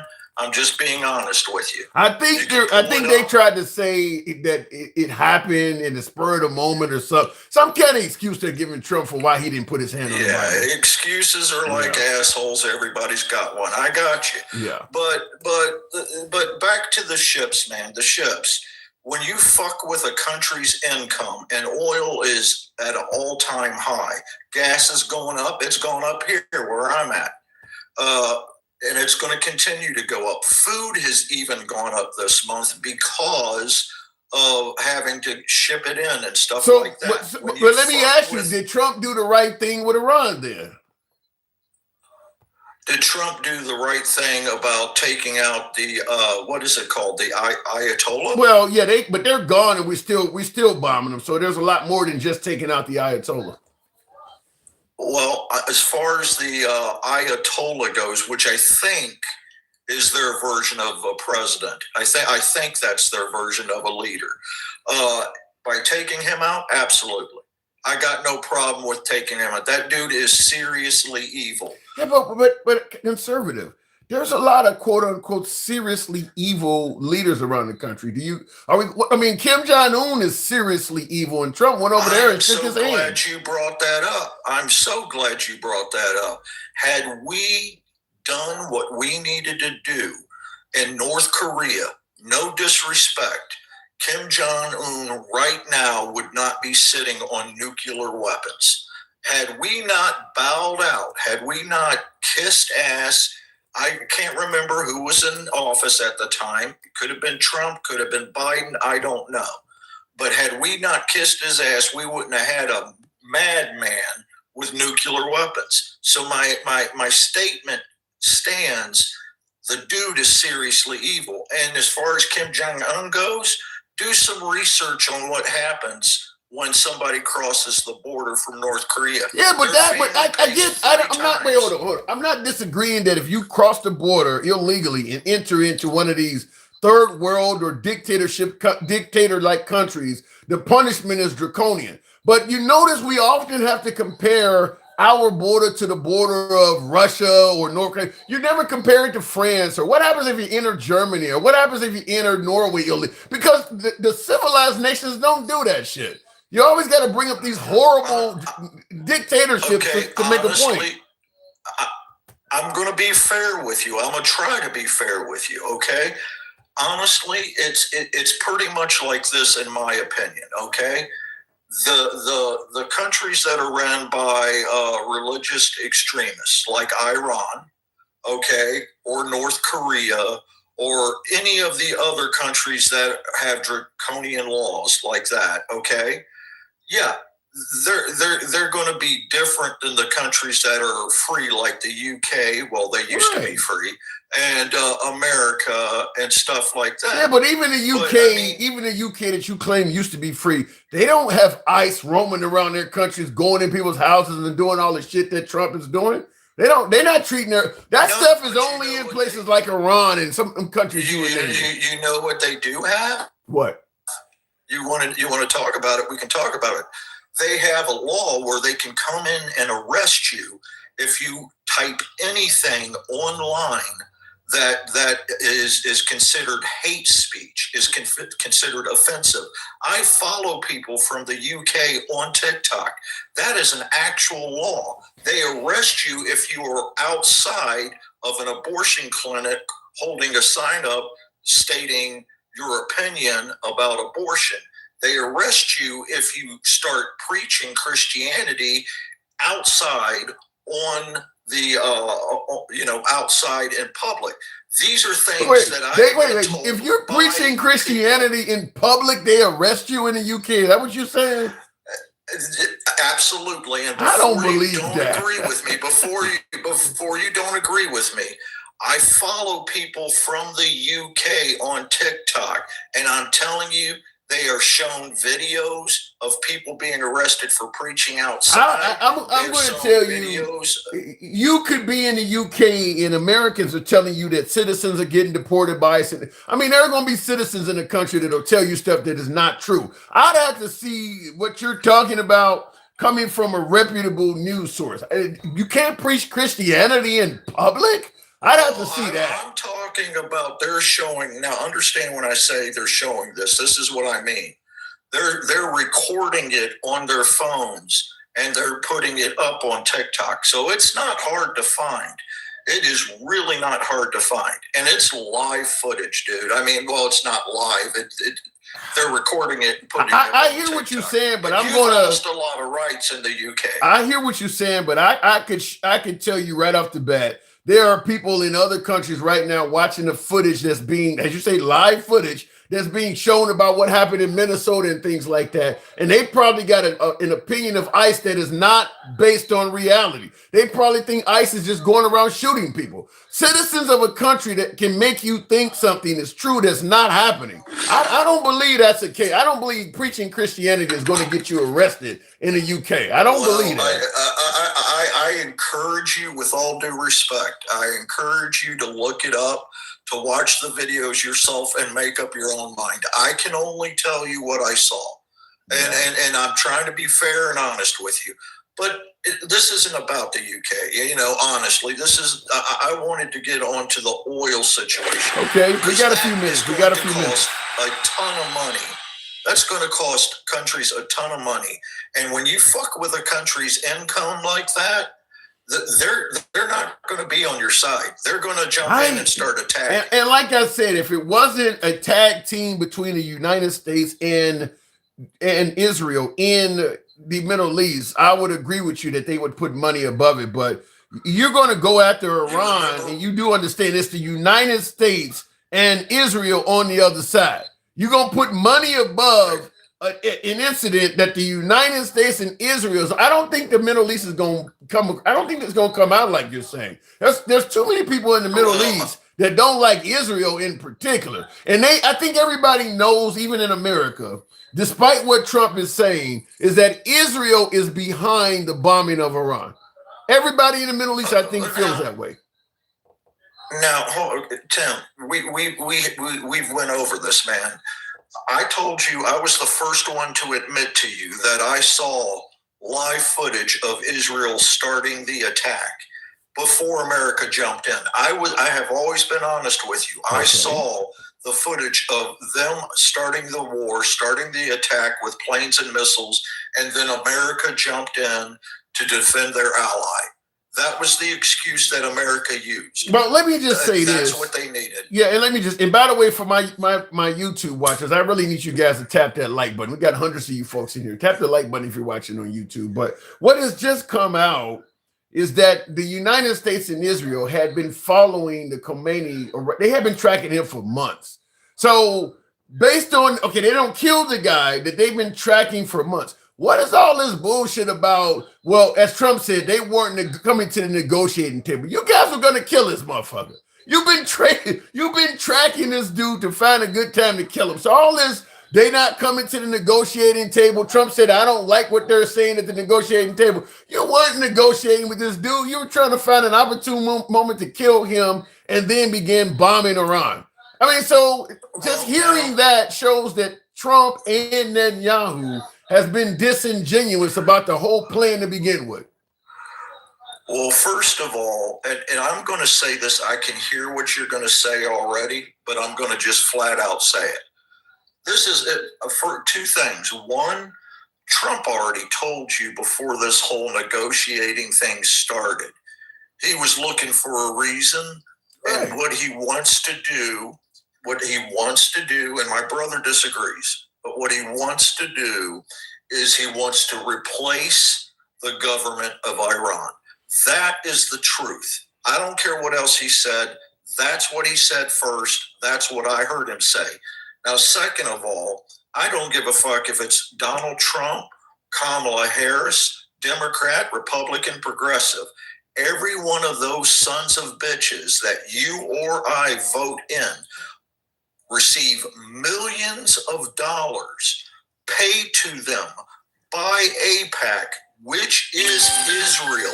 Yeah. So no matter who's in office, you will always have somebody serving Israel, no matter who it is. And that is a fact you can look up. But I do have to ask you, President Harris, Kamala Harris, if that was our president, I know you absolutely did not want her in office. I get that. But if President Harris was I love the woman. Huh? I love the woman. Go ahead. You didn't love her as president, though. You didn't want her to be president. So well, I'm joking. Right, we know that. Go ahead. So what I'm asking you, if President Harris was our current commander-in-chief, would Maduro be out of power and Iran be currently under an invasion? Would those things have been happening under President Harris? Yeah. Yes, and I'll tell you why. You think Harris would have took Maduro out of power? Absolutely. Can I tell you why? Please. Okay, here's the reason why. Again, it doesn't matter if it's a Democrat or a Republican in office. Whoever is in charge, meaning the presidency, okay, the president's office, okay, whoever is in charge, they are getting blackmailed by AIPAC. So whoever it is, if you get money from AIPAC, which is Israel. What the hell does AIPAC got to do with Wait, what the hell does AIPAC got to do with Venezuela? Oh no, I said AIPAC. I said Maduro. Maduro, with Maduro be in power. Maduro. I misheard you. I apologize. I'm asking again. Would Maduro be in power? I don't think so. I can't prove it. I don't think he would be. Kamala Harris, the warmonger. warmonger. Yeah, I know. I got what you're saying. It just took me a minute. I apologize. Okay. But my point is this, and I know you got to let me go, but my point is this, and I want to make this clear. It doesn't matter who you elect. If you get paid off by AIPAC and Israel, okay, you're going to do Israel's bidding. And Israel started the war, okay? That's it. And if you don't believe me, go look it up. Look, they're all getting paid by Israel. So your opinion doesn't matter. My opinion doesn't matter. They're going to work for their boss, which is Israel. And that's a fact.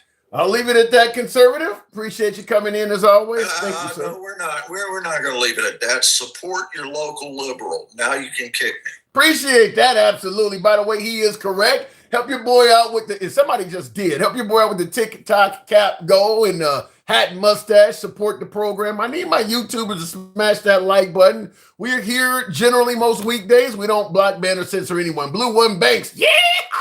Appreciate the hat and mustache. Thank you. We are MAGA friendly, always have been MAGA friendly, always will be MAGA friendly. Here, free speech reigns supreme. We don't block, ban, or censor any damn body. So understand that. You're going to hear opinions from all sides of the aisle. This is uncensored programming. Zero moderators. Zero moderators. So if you like free speech, you're in the right place. If you're currently watching us live on Instagram, TikTok, or Substack, feel free to follow the program. Those are the apps where you can actually be brought up live, where you can actually be one of the voices behind the program. Instagram, Substack, and TikTok. Unfortunately, YouTube doesn't allow it, but nevertheless, if you're on YouTube and you're watching us live there, certainly give your boy a sub and tap that like button. Looking in the comments, how could anyone be blaming Iran for defending themselves, says Link. I'm not in that category. I don't believe that the leadership in Iran were good people. See, Osby, thank you for the hat and mustache. I don't believe that the leadership in Iran were good people. However, there are plenty of people on this earth that don't believe that the folks in our White House are good people. I mean, half of the Western world does not believe that we currently have a good leader in our damn country. That don't mean you go and bomb them and take them out of power. So I don't, look, we can talk about Iran oppressing women, Iran, executing protesters, et cetera, et cetera. Make no mistake about it, whatever your opinion is on Renee Nicole Good or Alex Preddy or any of these other folks, Kilmar Brego Garcia, the world sees this shit. The world has saw that stuff. We don't look like good moral people either. We don't look like we're in good moral standings. So for America to be telling the world we took out the leadership in Iran because he's not morally doing what's right, you're going to have a lot of folks in the Western world asking a simple question. Who the fuck are you? We're talking about the Trump administration. We're talking about a guy who got in power and literally started firing everybody. We just don't look like the right people to be making that call.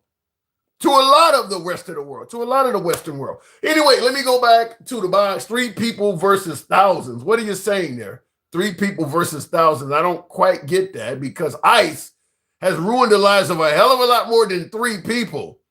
Those are the 3 people you know about. They've had a lot of folks die in their custody in these camps, or what do you want to call detention centers. There's been a lot of folks that have died in ICE custody. And after seeing them claim that Alex Preddy was a domestic terrorist approaching ICE with a gun and all, you can't believe what they tell you. So I'm going to tell you, I don't know how many people, but I guarantee ICE has some secrets. ICE has skeletons in their closet. Let me go back to the box. 3 people versus thousands, as if that's the only ones that have perished. It's more than that. Let me go back to the box. We'll take on Mike, the boss. Man, stop spreading lies, says Squatch. How do you know? You trust what you're hearing from ICE? Dudes in masks that don't even identify themselves. You trust those dudes? Okay, I'm learning. Mike, good evening. Jeez, and listen, this is what I need you to do for me. First of all, tap the screen share the live, get Tim up to about 100. Wow. Hell yeah. But here's what I need you to do. I need you to use your other account when you go into these other MAGA. I'm tired of seeing that little round circle just glowing, and I go, oh, what Tim doing? And I click on the thing, and you talking to the most ignorant motherfuckers. Tim, just give a warning.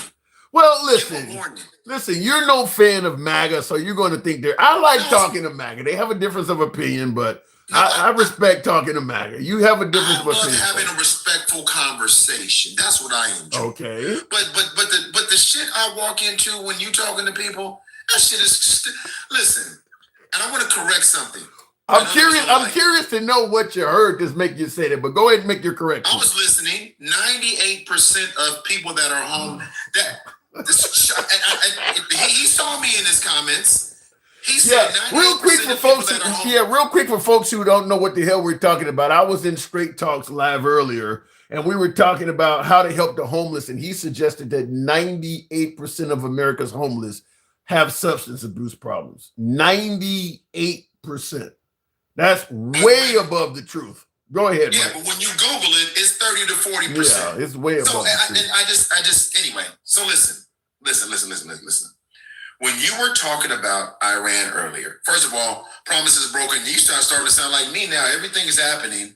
It's just par for the course. Well, when he's on video making suggestions like he's going to try to, establish peace and stability, he said he's going to try to make more friendships. I mean, that's what he's on video. I mean, he's obvious. As I stated earlier in the live, to me, it sounds like you running game like you're trying to get some pussy. I mean, like you just saying stuff ain't true. You just want to get in office. You just running game on the voters. Like, I'm just going to tell these motherfuckers whatever they want to hear so they'll pull down their panties and give me their vote. That's what it sounded like.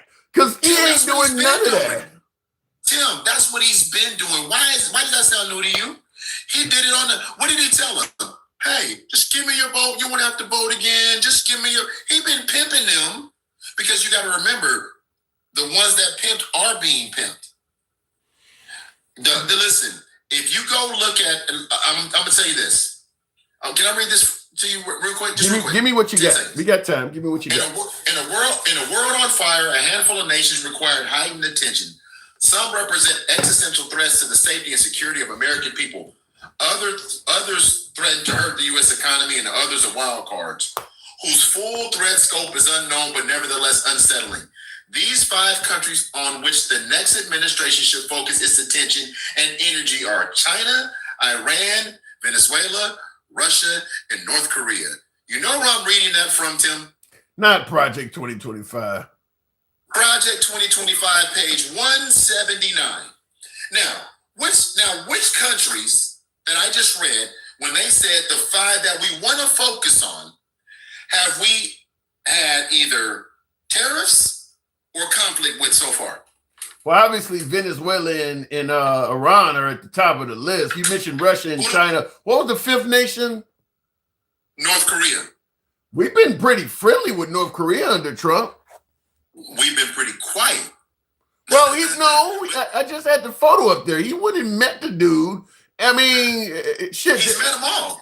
Well, yeah, I guess you're right. Well, yeah, I guess you're right. Yeah, I guess you are right. He has wouldn't make me. Yeah, he has met them all. Have you heard the term re-hemisphere before? No. Is this something going beyond the Monroe Doctrine I mean, this sounds even worse. Re-hemisphere, give me that. Re-hemisphere. See, the Trump administration and the Heritage Foundation, and again, Tim, guess what? Straight Talk Commerce, eyes reads. And I've been trying to tell you all this. The re-hemisphere, they believe that if they can, I've got my air quotes up, re-hemisphere all the Latin countries, in the closest proximity to the United States, they can move manufacturing to these countries while taking advantage of their natural resources. So it is, right? Yeah. I mean, that's kind of what I knew. I didn't know exactly, but that's what I kind of felt. It was something like the Monroe, kind of almost like the Monroe Doctrine. We should just have control of all this shit. Yes. And so how are they going about doing it? You have to deem those people enemies of the country in order to get the American people behind it, to rationalize it. And what do, Tim? Every time he pivots, they pivot. It's like the line dancing of political line dancing. They just jump in line and move wherever the fuck he moves. They don't care. What do you suggest What do you suggest? MAGA got them all doing the Casper slide or something to the left, to the left, to the right? In here doing an electric slide behind his bullshit policies that he just keep making up. Meanwhile, we got conflict with Venezuela, with Iran, with all these other countries, and then we pissed off our borders in Mexico and Canada. Well, I'm looking in the comments and I'm listening to you, and Kenneth J6 says. Kenneth J6, what a bunch of clueless ghetto rats. So I guess we're both ghetto rats, I suppose. Yeah, I guess so. I guess so. What is a ghetto rat? I mean, do they have rats in the suburbs? Can I at least be in the suburbs? What is a ghetto rat? Yeah, I don't know what the fuck they're talking about, but that's the envy. That's the envy, because we's can talk and read. Tim, guess what? Ain't that something? See, big dog, thank you. You have a 400-year head start and you're still mediocre. That's the best you can do. Yeah. Well, here's one of the things. Oh my God, they hate again. But here's one of the things I will say, because and this is in regards to one of the viewers also saying. So you were all arrested with the fentanyl coming in from Venezuela. I guess you guys are all coming in from Venezuela. The human trafficking coming in from.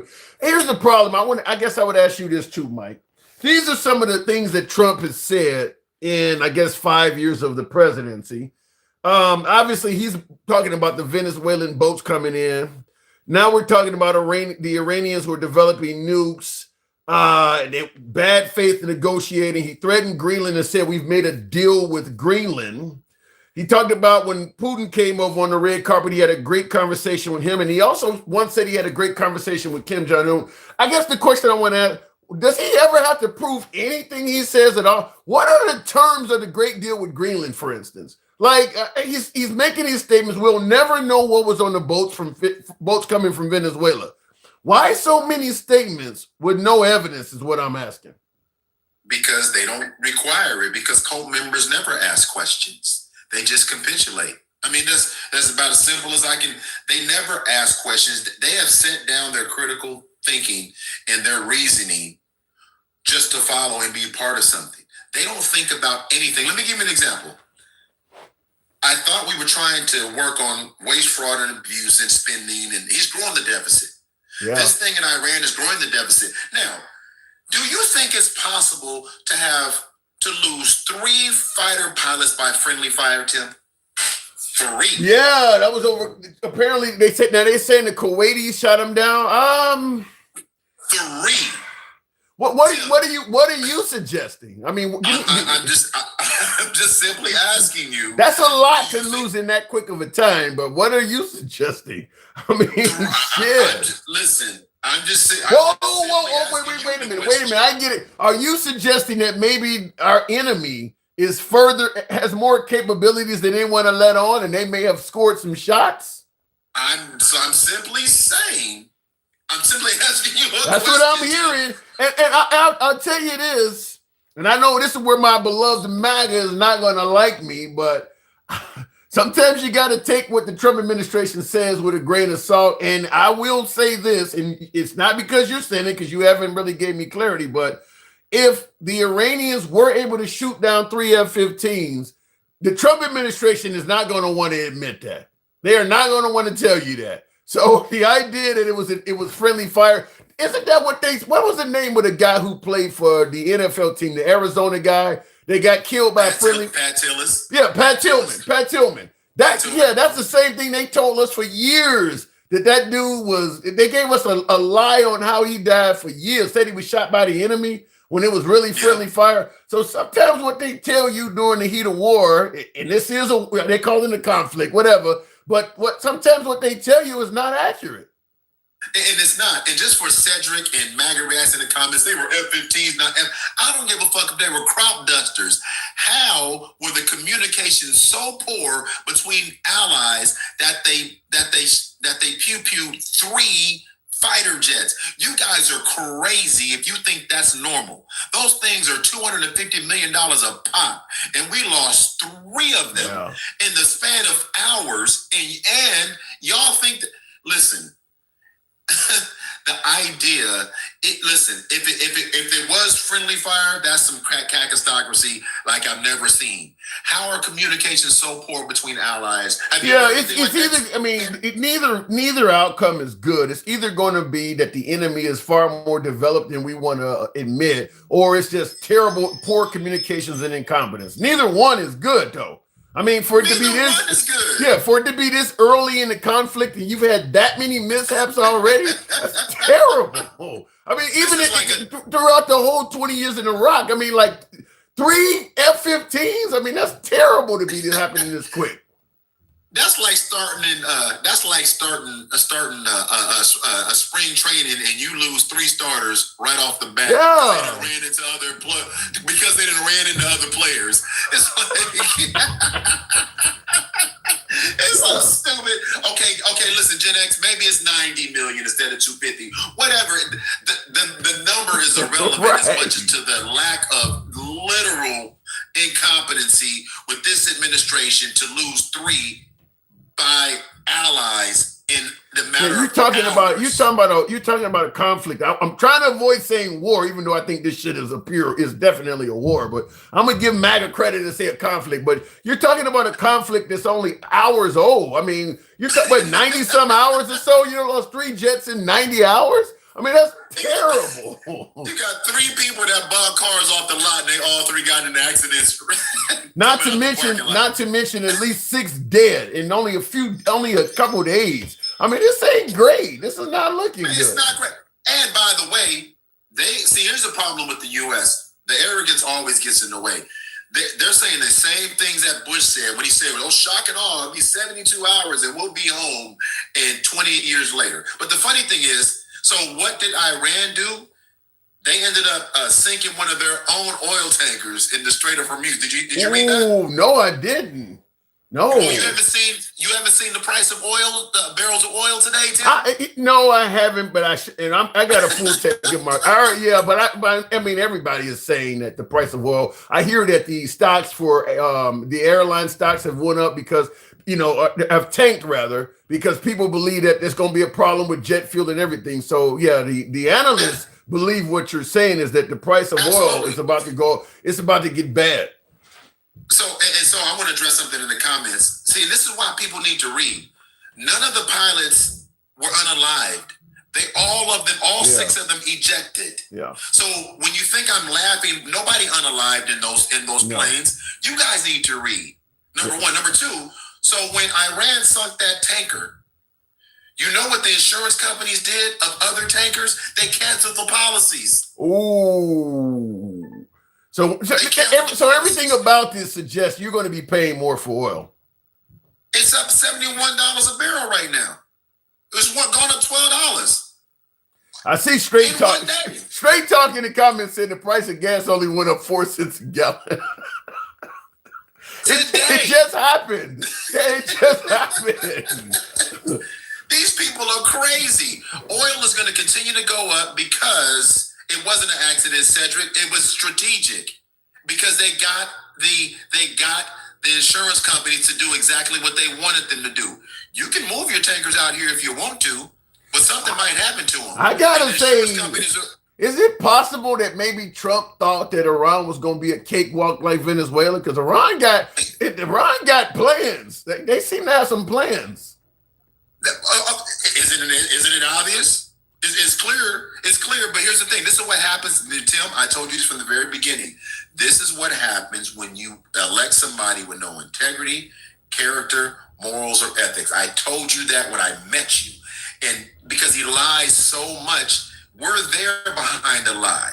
I thought they were obliterated. Those were his words back in June of 2025. And that's another one I would add to the list of things I mentioned. That's what I said. During the fog of a conflict or war, you can't trust what your government always tell you. Trump did say that their nuclear ambitions were obliterated, and there was a report that leaked within a day or two saying that it was not obliterated, and at best we had only set their nuclear program back by a few months. And both Trump and Hegseth and I think Rubio all attacked the report, saying the report was bullshit. And here we are a few months later talking about they're working on their nuclear program again. So that was correct. The Trump administration knew it was correct and chose to lie about it. Man, I'm going to take it a step further. They got in Tulsi Gabbard's ass when she said it wasn't as far along as they were saying. Matter of fact, once she said that, Tulsi Gabbard's ass went away, didn't she? Yeah, and in the comments, Straight Talk is saying, where is the lie? If a report leaked says you haven't obliterated their nuclear program, you damn sure know that President Trump has knowledge of what was in that report, because however they got the information for that report to leak, the president would have been presented with it first. So he knew when he was saying it was obliterated, it wasn't true. And he damn sure knew it wasn't obliterated after he was questioned about the leak report. He lied. It's as simple as that. And they said it would take at least a decade to rebuild. Yeah. I can pull the video up. I remember that distinctly. Tulsi, when they interviewed Tulsi Gabbard in front of Congress, if you remember, Tulsi Gabbard has said that they had enriched more, but they were not close based on their inspections, and then they got in her shit about that. Yeah, by the time that report leaked, suggesting that we had not totally destroyed their nuclear ambitions, the Trump administration absolutely knew about it, because that's what they're the ones that probably are the ones that developed the report for it to leak.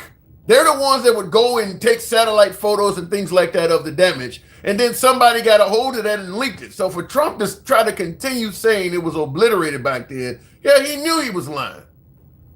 And you remember, because when she came out, Donald Trump said that she was wrong. Because at first she said it wasn't, and then she said she was wrong. They could produce, the nuclear weapons within weeks after she had said they weren't close, because they had gotten her shit about it. You remember?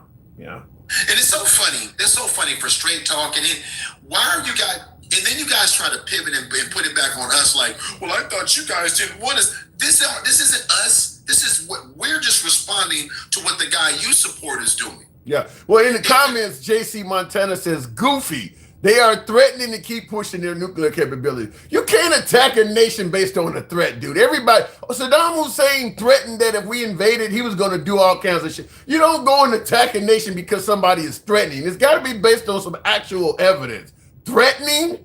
You mean we're doing all of this over a threat? That's all it took? Come on now. Well, and if that's the case, country should have attacked us when Donald Trump came into office, and he's threatened multiple nations. Yeah. He's threatened multiple nations. And the funny thing about this, Tim, you see, he picks and chooses, but this is all about the region. This is all about the region. And if you want to read JC Montana, you're not prepared for this. I promise you. I guarantee you're not prepared for this. For folks who know, we do have a program here where if you want to actually speak, because I take one caller at a time, but for folks who want to really tackle somebody, put a galaxy in there and I'll give you 10 minutes with that caller. If you really think the caller don't know shit, we do that. Otherwise, it's one at a time. But you drop a galaxy, I'll put you right up with them and you can give them an earful. And we'll give you plenty of time to do it. But go ahead. And bring up your sources when you do, because I'm in my office right now, my guy. Fair enough. I'm looking at docs right now. So it's not like, but here's the thing, Tim. We've lost 6 soldiers thus far. It's up from 3 to 6 now. Multiples injured. Remember the last time Donald Trump said that they just had headaches when one of our embassies got hit? That's another one. Yes, that is another one where Iran bombed the facility and they ended up getting concussions and were really fucked up. And he said they just had headaches. That is another lie he told. Yeah. Man, we can go on and on and on about these lies, Tim. He's never going to be honest. He said that Iran was ready to come to a table about a ceasefire. And what did they say after he said that? Wait. He said they were ready. Trump said yesterday, he said yesterday that Iran wants to talk. They want to come to the table. The interim leaders. No, they making it clear they intend to keep fighting. Thank you. But again, that's what he said. But they said, "The hell with you." Yeah, I like, and that's the first thing I said when some of these other things that Trump has said. I'm like, you got to take this stuff with a grain of salt. There's too many things that Trump has said at this point that at the very least have not been proven to be valid, and in some cases have been proven to be totally false.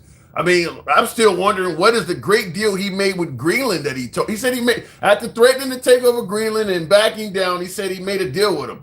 Nobody has heard anything about this deal, any of the terms of it, or anything. He just throws wild shit out there like that, and MAGA be like, "Yay, we got some out of it." Got what? He never explained it. This is the next move. If you don't know this already, this is the next move. He's going to come out and say that they found evidence of China interfering in the last election. You watch what I tell you. You watch what I tell you, and he's going to use that as a reasoning to try to change protocols for the election with the mail-in voting and you watch what I tell you, Tim. Now, I'm not Nostradamus or anything, but if you read what they've been saying, they've just been setting it up. They've been setting this stuff up for a while. And the funny thing is, go ahead. I'm not aware that he's going to blame election fraud on China, but I do feel fairly confident that Trump is going to declare some kind of election emergency based on something that, once again, will not be proven. He's going to say somebody is cheating or somebody is doing this or can't be trusted to do that. And it's no evidence of whatever he's claiming will ever be presented. I do believe that. Oh, well, yeah. Well, and I see Mr. Better. He's already saying it. So somebody else said they're already saying, silly me. Silly me. Mike, I got to move it on. I give you the last word. I do got to move it on. Go ahead. And this is the last word I'm going to give you.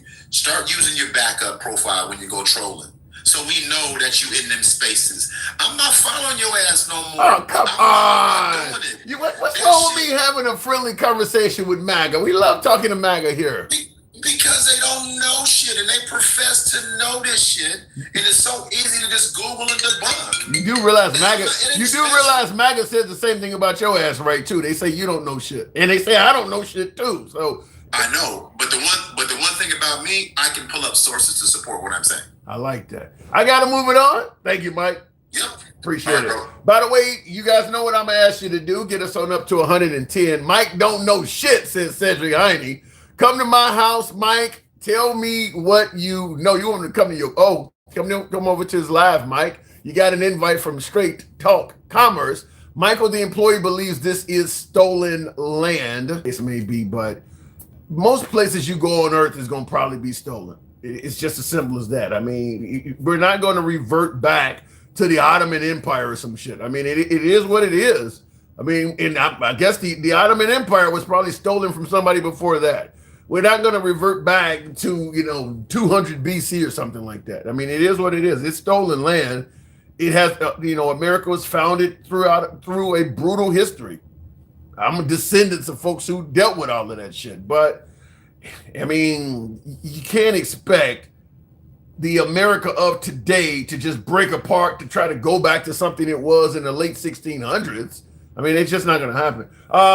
Looking in the comments, Mexico is going to pay for the wall.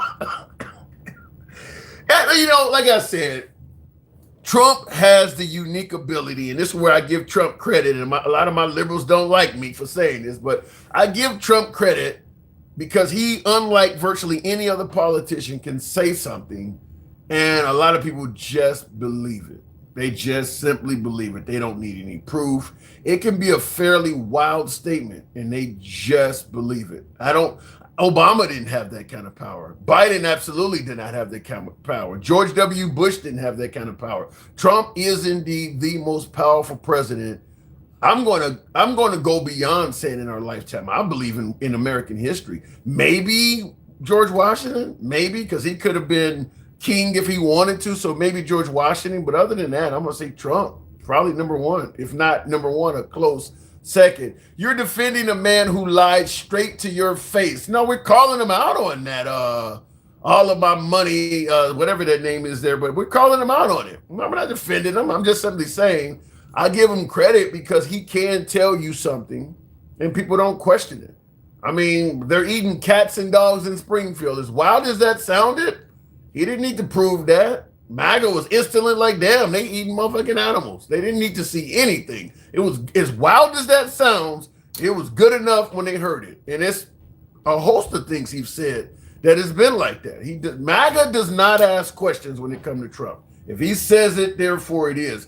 He said yesterday were delicious. He said Mexico was going to pay for the wall, then China was going to pay for it in Canada. Mexico president told Trump, fuck you, I'm not paying for that wall. That was Vicente Fox, the former president of Mexico, who did say we're not paying for that fucking wall. Do you realize that Google with the algorithm lies, even AI will tell you that they're not always right because whoever programs it.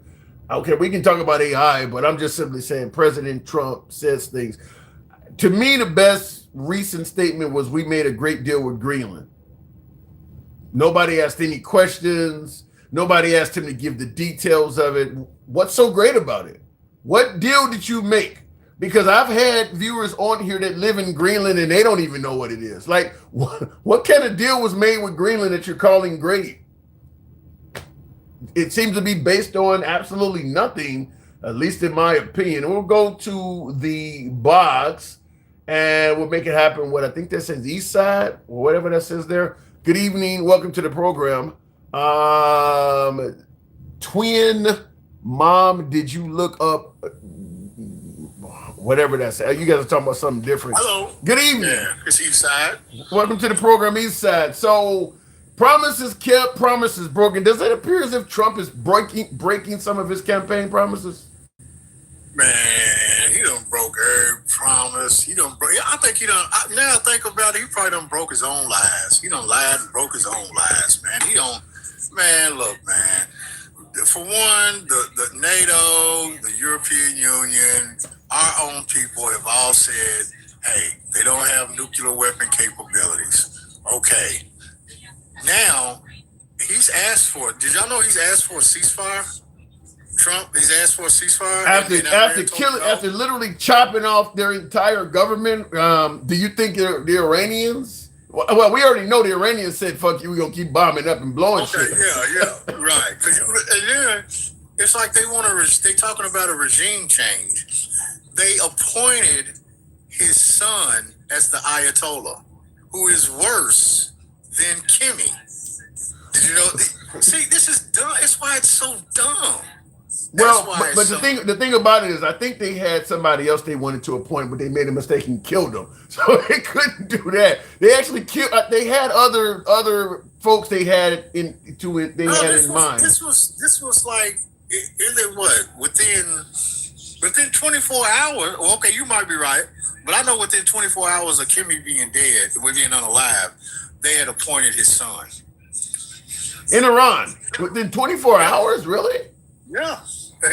Wow. Yeah, I was watching it. Well, at that time it was allegedly. But let me ask you from a Trump supporter perspective. Even if he is breaking some of the campaign promises or things are not going perfect, he has taken down a brutal dictator that was oppressing his own people, allegedly shooting protesters and things like that. So even if you don't favor what Trump did, is there plenty of good in what he has accomplished? No, because nothing's going to change because they still control the government. They still in control. All his teachings are still going to be carried out. They are full-fledged behind everything that man has taught them. They are not straying from they will not break, bend, or fold. So you believe that the oppression, yes, the killing of protesters, all this will continue? It was his son. They said it's his son that pushed the button on it and told him to do it. It wasn't Kimmy. It was his son. So if that happens, what does Trump do? Because I see in the comments, Molly is saying none of our business. But if this happens, do we go back in? You might. I mean, do you? Let me ask it to you this way. What the hell was the goal of this to begin with? Look, the goal was to go in there and bomb Iran when he tore up the nuclear with the deal Obama made. He kept trying to say that was a bad deal. This was the plan. He didn't win the election. If he'd have won the election, it would have happened in 2020. All of this was going to happen. That was the whole point of tearing up the deal in the first place. So you're suggesting that President Trump, from day one, Iran's fate had been sealed. If he's president, they're getting bombed. Netanyahu had been, think about this. How many times did in 2012, he said, Iran is 2 weeks away from a nuclear bomb. Didn't happen. Came back 2015. They're 6 months away.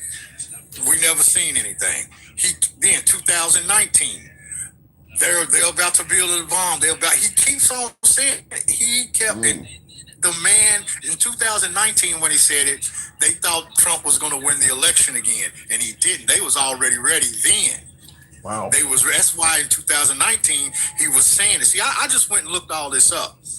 If you go look it up, look up how many times Netanyahu has said that Iran is so close. Well, Netanyahu has his own agenda. He's doing what's in the best interest of Israel. And Trump was right there he's right there with it though. He's with whatever Netanyahu says do, man. Yeah. Well, some would suggest, I had a caller suggest that, look, AIPAC is paying them all. And even if you had President Kamala Harris in there, we would still be doing the same thing for Netanyahu. I heard that Numbskull say that. And, look, when it comes to MAGA, okay, they are a people of a different type of species at this point. MAGA is a species? Yes, we have got. I thought it was a movement, a species. No, it's a species because there's no way on God's green earth that a man can do the things that he's doing and you just simply blindly go that route. The biggest picture for every MAGA out there is that you have an Attorney General, Pam Bondi, that is protecting the pedos. And it's right there in your face. There's no way to deny it. She is protecting the pedos. Why? It couldn't be because of her. She's, what has she got to do with it? It's Trump. And it's Trump and it's Israel. It's them. And he's doing whatever they tell him to do. So, yes, you could say... So you make it sound like President Trump is nothing more than a puppet. He is the greatest puppet of all times. Wow. You've got to recognize it. Look at it. And real quick, before you continue, I just wanted to address a comment by Peter McGilton. Says, Obama was Muslim and that's what the country is. So Obama was giving him a nuclear. Well, the idea that Obama is, if Obama was, let me just say this: if Obama was a Muslim, why was Sean Hannity and the right constantly in a Christian church? Remember, the chickens are coming home to roost. That's a Christian church on the south side of Chicago. If he's a Muslim, why were they calling that his pastor, Reverend Wright? Why were they calling Reverend Wright his pastor if he's a Muslim? Something don't make sense. Go ahead there, with Eastside.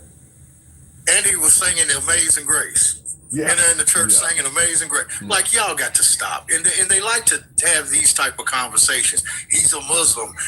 They want to have, that's the conversations they want to have. They do not want to talk about Representative Robert Garcia came on national TV and said, we have a witness that says that she had sexual relations with Trump when she was 13 years old. Damn. They don't want to talk about that. Yeah, that is something that, well, for folks who suggest that these wars are some kind of distraction, I don't know if they are, but they are.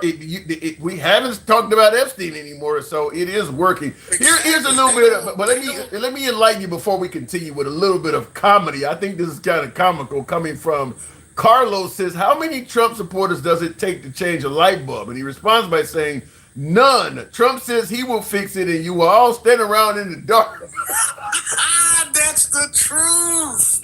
That is the truth. Oh my God. And all the evidence says that's the truth. They just all say, Trump gonna fix it. Don't worry about it. I can't even see you. Don't worry, he's coming to fix it. I can't see you. Who bumped into me? I can't see. He's coming to fix it. I thought that was kind of funny though, but go ahead. Yeah, it's funny because it's the truth, and we got to laugh just to not cry. I mean, it's just so much. I don't want to say that. Not that I don't care about the war, but I'm so focused on getting to the bottom with these pedos because I look at it like these people aren't your workers. This isn't your boss. This isn't that. It's none of that. Mhm. This is the 1%. This is the people Yeah. that dictate how the world turns. And you have MAGA, the new species to the planet Earth, that don't care about that. They do not care that the people that make this world turn are engaging with sexual acts with children. They do. But you not know that. But wait a care. minute. Just in all fairness, in defense of Trump and MAGA, you don't think the Democrats are free of the Epstein files? I mean, there are Democrats probably in there too, right? Yes.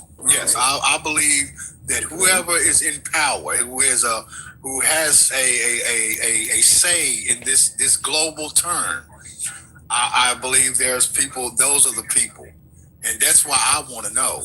I would think that everybody would want to know, but they don't. They really don't. No, and I listen. What to me the saddest part about it is how much Kash Patel and Dan Bongino made internet presence and made money on the internet talking about getting to the bottom of this shit. And then Trump appointed them to the highest positions in our government, and they didn't come back with nothing. I mean, you got Dan Bongino quitting. You didn't get a single arrest as the deputy director of the FBI. You didn't get to the bottom of shit. You didn't reveal shit. You didn't arrest nobody. You quit, and you made a ton of money off the internet talking about getting to the bottom of this. Now that you don't quit the Trump administration, you're back on the internet on with the next conspiracy theory. Like, what the hell is that? It's MAGA. It's MAGA. It's the new species. This is how it works. You know, hey, I don't want to say nothing. I'm gonna keep it real, keep it 100. You know. But you got an individual pushing back strong, and this is a worthy comment to present you with. He says the New York Times, in quotes, unverified accusation that a 13-year-old was abused by Trump, and he's saying, I guess that means he is guilty to bozo. So in other words, it's an unverified accusation. So you're treating Trump as if he's guilty until proven innocent. What say you? I'll talk to Representative Robert Garcia, who made the statement that would be 4 or 5 days ago. That's what I would say. You talk to him because he came when they was doing the press conference when they was talking about doing ready for the Clinton sit down. That's when he talked about it. And I will follow that up by saying, like what somebody in the comments, Tay said they interviewed him 4 times. What we're referring to is the fact that about 50 pages were missing from the files, featuring a 13-year-old that actually told the FBI that in 1983 she was abused by both Trump and Epstein, and the FBI had 4 separate interviews with her. And the individual you're talking about that they should talk to, he's the one that said he saw this, and now it's missing from the files. I'll tell you this in regards to this stuff being unverified, like my viewer said. Maybe if they weren't hiding this shit so much, we wouldn't have so much that's unverified. It just if he wasn't playing games with it, when you start playing games with the files, you leave yourself open for people to start making all kinds of accusations. Watch this. Now, for all the MAGA, doesn't it make sense that as a good Christian nation, that for people that believe in the law, that if we knew who these people were, would you be redacting anything from them files? Yeah. The amount of redactions from, and we can talk about Biden and Obama and all them not releasing this stuff, but I don't care who. Let Obama be in them files and he did something with a little girl. Right. Get your ass over there. Right. But your ass in line with them. The secret, move. Right, but the secrecy from the Trump administration. And by the way, folks, just to interrupt this real quick, I got the big screen on. Apparently, some drones have struck, and I saw this in the comments. Somebody brought it up. Drones have struck the U.S. embassy in Saudi Arabia. So Iran ain't going down without a fight. Well, I've been sitting here talking to you, watching the news. They are turned the tallest building. They tore it up. Oh, they tore it up. Iran, this ain't Venezuela. Iran is like, fuck it. We gonna go out. We gonna go out fighting. And like he said, like the dude said, You know, he didn't. I don't know why he couldn't comprehend, but this is strategy. As long as they keep bombing us, we're gonna bomb you. So since that's your buddy, you better tell them to back the fuck up. It's common sense. And I'm gonna tell you after 20 years of Iran and in Afghanistan, there's a lot of Americans. Unlike now, MAGA just wants to see Trump kicking ass. I get it. MAGA's gonna support anything, but other than MAGA, there's a lot of Americans that do not have the stomach for another long, drawn-out war. And the way Iran is hitting shit back, this ain't gonna be over in no few weeks, like Trump is saying. They're fighting hard. I mean, because the people that are going to be unalived should not be unalive. They should be alive. They should not be. We have no state. Once we beat Iran, guess what? They still gonna say death to America. They still gonna say it. You know why? Because when they unalived Kimmy, millions was in the streets, thousands screaming. To me, starting a conflict or a war over some people saying death to America is ridiculous. I mean, there are going to be people that don't like the United States. There's people in America that you don't start a war because somebody is saying if they're not actually doing anything, you can't start wars with people over that. Yeah, that's all it took was some words. Yeah, that's the snowflake argument. Yeah, what is Putin said? What has Kim Jong-un said? Shit, what have we said about it? What has China said? I mean, Trump is threatening to host the countries. You can't start a war because because right now, you know, what is this war this conflict been going on 3 or 4 days? We've already destroyed a school and killed like 150 some odd schoolgirls. You think their parents are not going to be talking about death to America? You think they're going to like us after that? I mean, so no, they are infuriated. That's their child. Yeah, and just like you think right now, you unalive this man's father, and you think you're gonna come over and say, "Hey, man, we got rid of Kimmy. You know, y'all do a regime change." What? Yeah, I really do not think that this was well thought out. I really do not think. I think that Trump. You know, listen, they saying death to America, or maybe it's for the oil or some other resource, but. It's just like with Iraq, the exit strategy is lacking. How does this end? How do you want to see this end? I don't think they have an answer for that. No, they don't. They asked Pete Hegseth, you know, what's the end game? You know, what's the plan? You know they're trying to impeach Hegseth. Yeah, they need to, because he's retarded. I mean, it's ridiculous, man. All of this is ridiculous when you look at it from the perspective of just being decent and moral. You know, look, the thing of it is that I'm not the best person in the world, you know, and I totally get it, but I'm not the president of the United States. I really wish if this is such a noble deed, a noble conflict, I really wish that President Trump had presented this before Congress. I would like to hear members of our administration beyond just Trump himself give reasons why this should happen and reasons why this should not happen. I don't like one man unilaterally making all the decisions. I mean, because all of us are biased by ourselves as a standalone person. So I would rather let all of them come up and make statements as to why this should happen or why it shouldn't happen. As long as we keep letting him make decisions on his own, I would assume this is going to keep happening. I don't know why I say you violated, but real quick in the comments, Venezuela is going to be another long-term war. How about you guys wait past day 3? Look, before you continue, you know, you're saying Venezuela. I don't know why. I don't know if Venezuela is going to be a long-term war, but you're saying how about we wait past day 3?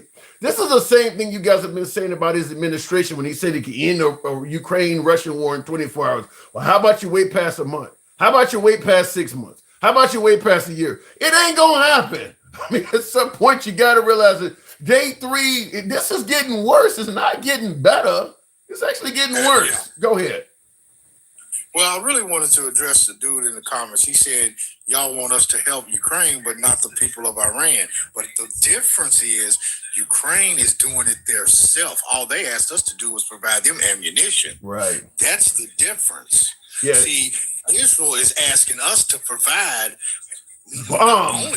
Israel is literally asking us to attack them. We didn't attack anybody in the Ukraine-Russian war. We just gave them ammunition to do it themselves. And Big that's difference. MAGA Big logic. difference. That's MAGA. Yeah. That's how MAGA processes information. That's how the common sense of it. I shouldn't have had to say that. For him to even put that out there, he should have thought to himself like, well, you know what? They did fight themselves, but they can't think like that. Yeah, nobody on the left was asking America to go and attack Russia on the Ukraine's behalf. Nobody was saying no. that. Our people's not going. Not my baby. Yeah, and Ukraine was invaded. I got to move it on, East Side. Appreciate you coming through. I appreciate being up here, brother. Anytime. Tap the screen, get us on up to 130. THURD 100 HUNNIT. Tap the screen, get the likes on up. If you're watching us on YouTube, Instagram, TikTok, Substack, we're on all of those platforms. Same name across all platforms, A Handsome Liberal. By the way, we do have accounts on X, Rumble. Clapper is working again. Some of you folks used to watch, because you can come up, we can take live callers on Clapper as well.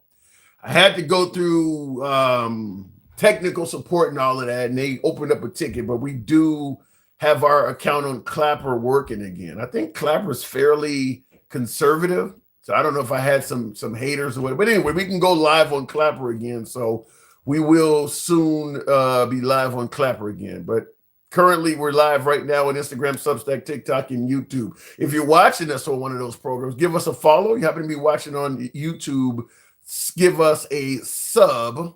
And tap that like button for my YouTube viewers. Tap that like button. Helps out the algorithm, helps out the program, brings in more MAGA. We are uncensored. Always have been, always will be. We don't have a moderator. Where the hell has Dencal been, Tim? Dencal was our first caller. Dencal does not use TikTok anymore. He was on Instagram. We bring callers up on Instagram as well. Dencal was literally our first caller today. You doing too much, bro, says Lewis. Well, listen, we're trying to talk to the people. And sometimes that means going to where they are. Everybody's not on TikTok. Everybody's not on Instagram. Everybody's not on YouTube. So we want to go out to where the people are. MAGA, X, Truth, Rumble, YouTube. So we want to go and talk to the people where they are. MAGA is not a big fan of TikTok. They don't use Instagram like that. So we want to have a program where everybody gets to speak. So sometimes it requires doing a little bit too much, as you say. Donald Trump gave us COVID-19. What the hell? No, he did not. I don't blame Trump for COVID-19. I blame him for mishandling the pandemic, but he didn't give us COVID-19. Trump thought Zelensky would accept the deal. He realized he was wrong, and Zelensky wanted the fighting to continue. No, Zelensky wants to maintain his country's sovereignty, Kenneth. And if maintaining his sovereignty means the fighting will continue, then it is what it is. But if Russia decided to retreat and leave the Ukraine, Zelensky's not going to keep attacking Russia on its soil. No, Zelensky doesn't want the fighting to continue. He wants his country to be what it was before Russia invaded it. Russia wants to leave with a portion of Ukraine now in their ownership. They want to steal some land. Does that sound familiar? Thank you for the TikTok cap, Molly Jacobs. Appreciate that. Thank you for your support.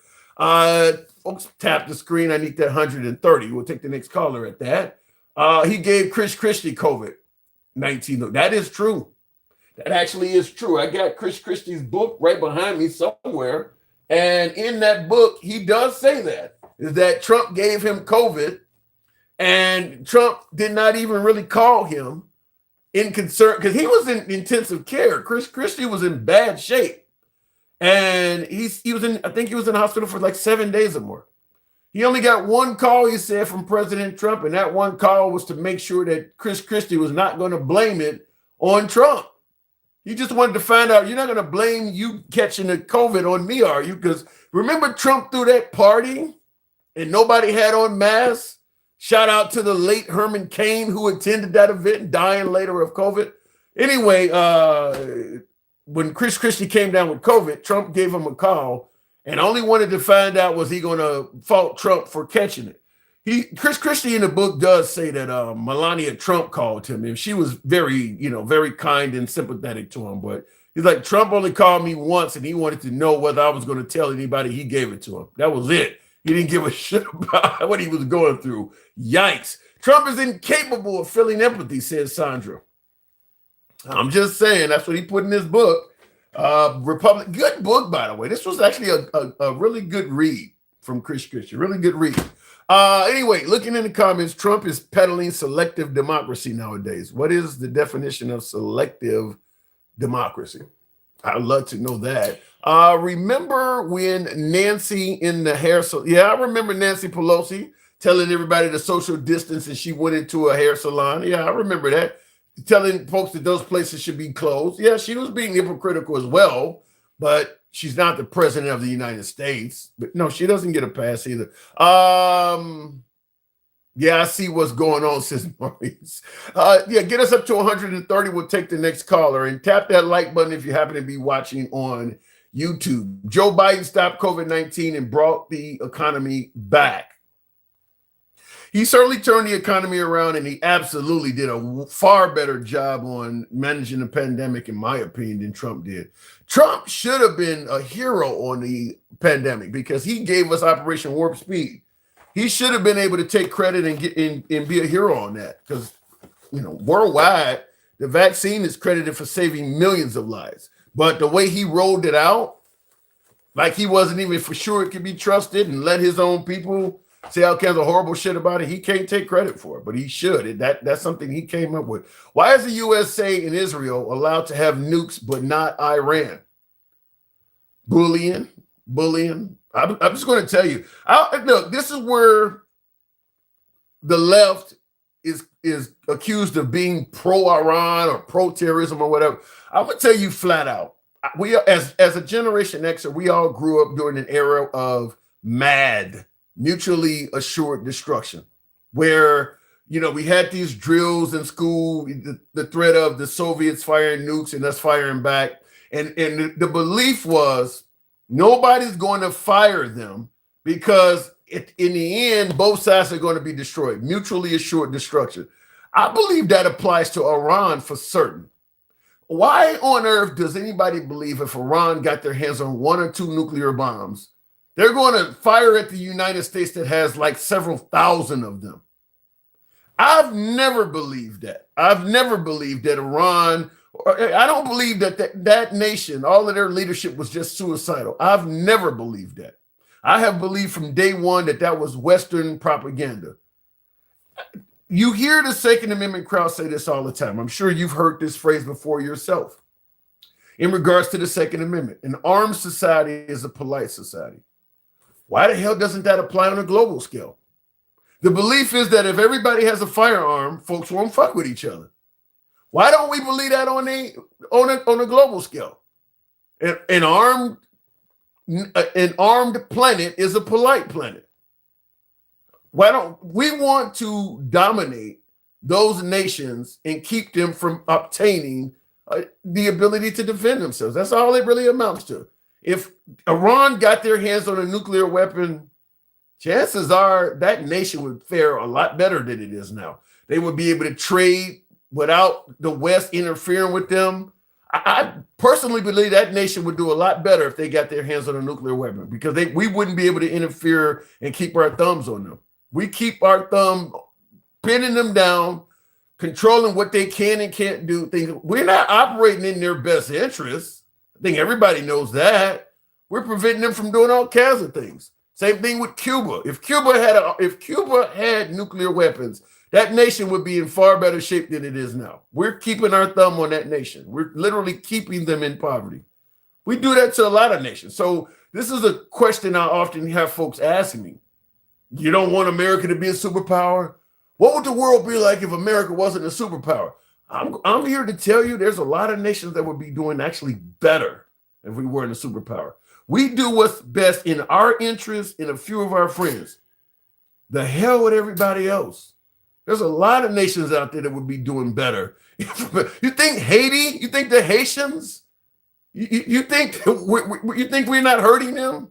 You think the history of that country is not fucked up like that because of us? There's a whole lot of nations like that. Anyway, looking in the comments, North Korea got nukes in America. Don't mess with them. That's true. Once you get your hands on the ability to fight back and get America off of you, you actually can have some resemblance of self-control. You can control your own nation at that point.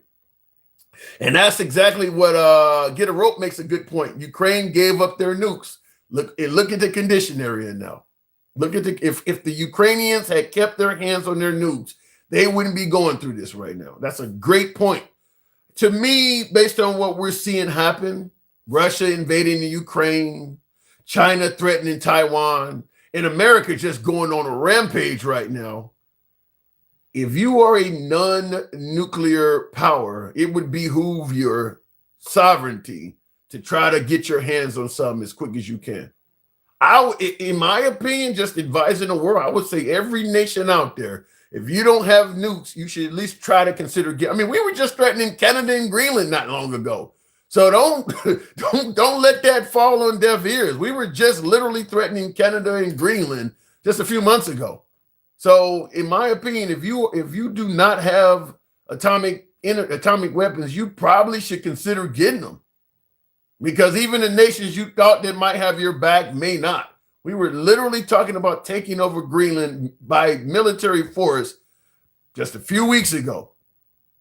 And of course, you see what's going on with Canada. So I think the whole nation the whole planet rather, you should consider it for your own sovereignty. You never know when an ally might flip. You never know when Big Brother might change on you.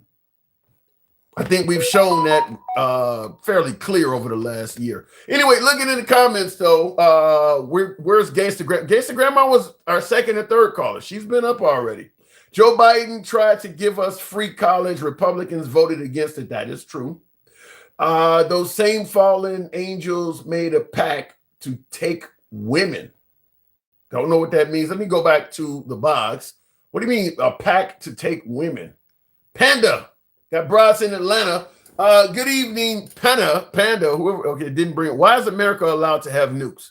Because we got them and nobody can take them away from us now. Same way the North Koreans are allowed to have nukes. Once you get them, ain't nothing nobody can do about it. That's why I'm saying those nations Iran should try to befriend, whether it's Pakistan or, work with the Russians, do whatever you can to get nuclear power from. Iran has nuclear allies. What do we need to look? I'll give you, a certain percentage off of oil for the next decade or generation. We need to get our hands on some nukes. Otherwise, the relationship of us trading oil with you may end up being cut off by the United States. Look what Trump just did with the relationship between Venezuela and Cuba. He literally stopped Venezuelans from sending oil to Cuba, and now that country is in the dark most of the days. They're having a humanitarian crisis in Cuba. And in the meanwhile, President Trump is deporting Cubans from this country back into that crisis. So if I'm Iran, I would tell my atomic friends, I need you to help me get my hands on some nuclear technology. Otherwise, the oil exchange we have, this isn't guaranteed to continue. The United States may get involved in this and stop this in any day. We need to be prepared for that. You just seen what has happened. Anyway, let me go back to the box. Do y'all have a clue what a nuke will do? Yes. That's what prevents people from fucking with you once you get one. It's like showing up on the block with a Desert Eagle. Ain't nobody gonna mess with you. Let me go back to the box. We'll make it happen with MAGA Reacts. I like how Russia and China help their friends. They need to do that because they need the oil from their friend. Good evening, MAGA. Tim, that has to be some of the dumbest shit I've ever heard. Appreciate it. Give me elaborate. Tell me what I said. What's up? Tell me give me one. Giving everybody nukes is not like giving everybody a gun. It's like giving everybody a bomb vest. Huh? It's like, here's a vest, a fucking, a blow-up vest that you could wear so nobody will mess with you because, you'll blow up. Wait. No, giving everybody a gun can kill, a nuke can kill. What are you talking about? I don't get where you're going. What you said is kind of dumb, to be honest with you. What are you? No, it's like giving everybody a bomb that's going to blow you up and blow us all up. It's like a bomb vest. It's more like a bomb vest than a gun. In America, you for the most part can get your hands on some explosives. You can legally get those too, right? Yes, but Okay, still, then. like, they're nothing compared to what a nuke is. Like, it's like you said, it's mutually assured destruction. So it's Here's the point. you Here's the get point I one want. idiot with one. Here's and the we're point I fucked. want to make is that the notion that America is so civilized that we would never wrongfully use nukes, but Iran and Iraq and all these other countries would, as if America has some kind of superiority complex where only we're the only civilized ones. Everybody else is uncivilized. I don't buy that, MAGA. I don't buy that Iran is so uncivilized that they would fire a nuke at a country that has 2,000 of them. I never bought that. I don't want to take the gamble, Tim. I really don't. You're not taking a gamble. They're not going to do that. I don't. There are countries that we are not allies with, like Pakistan, that has nukes. They haven't launched any of them. We're And allies with Bin Pakistan. Laden Are you came kidding from me? Bin Laden came from that country, and they didn't do no shit like that. Listen, I work with a Pakistani, and he complains how like the Pakistani military is our puppets.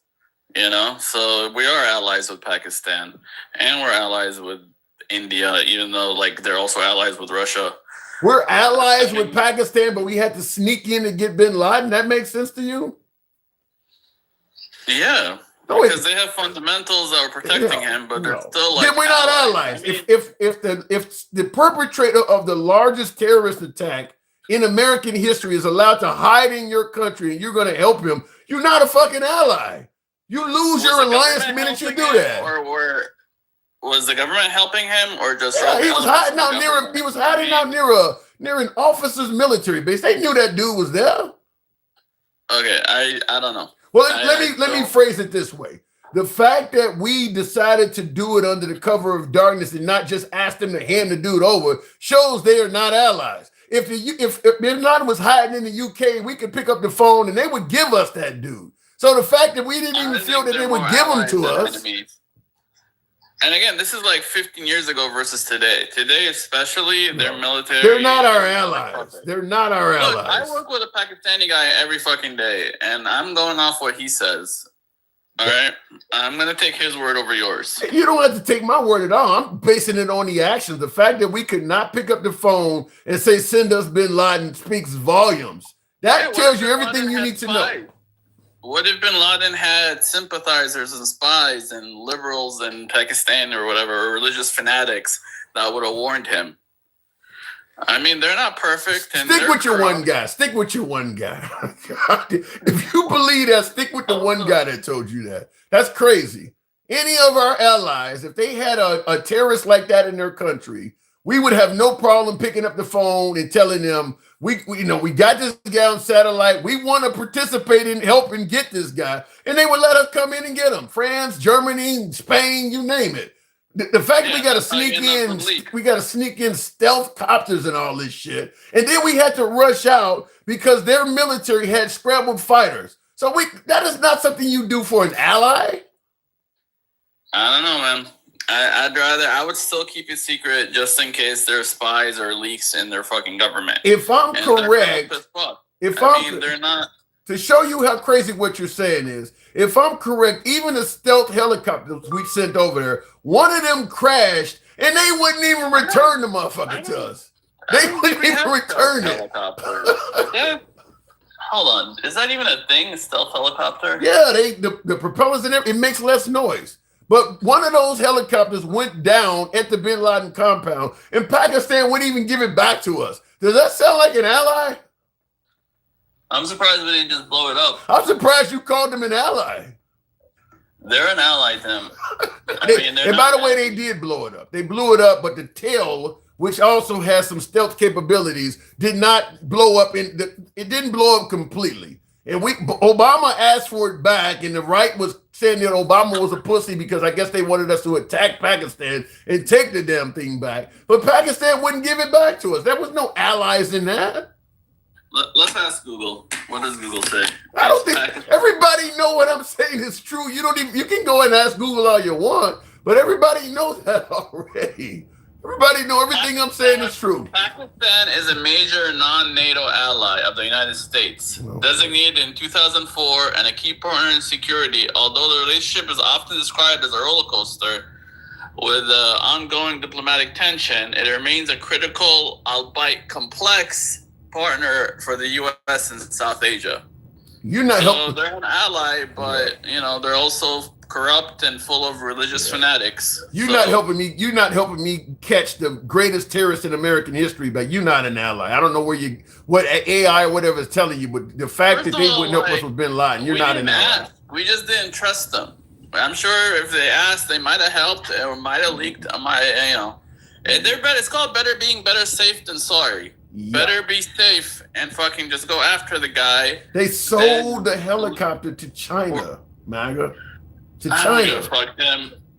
They're labeled an ally. We treat them as an ally. They're a non-NATO ally. I don't know what else to tell you. Yeah. India is more of an ally. They're enemy because the Pakistani is an enemy, and Indians are not friends with each other. We're more of a friend of India, not Pakistan. In the comments, SGB says America is the only country to use a weapon of mass destruction. What is he talking about? And that is true. That is true. We're the only country that's ever used the shit. That's when we invented it, and we were just figuring it out. We learned really quick we shouldn't use it. And we have nukes because we invented the damn things. And you should go watch Oppenheimer. I know that we invented the weapons, but I'm just simply saying I don't buy this whole notion that all of the Middle East is so irresponsible that if any of them get their hands on a nuclear weapon, they're just gonna go around using atomic weapons on people. That's the propaganda they teach us in America, is that these countries would do that. I'm not gonna trust a country full of religious fanatics not to use a nuke. You're living in one.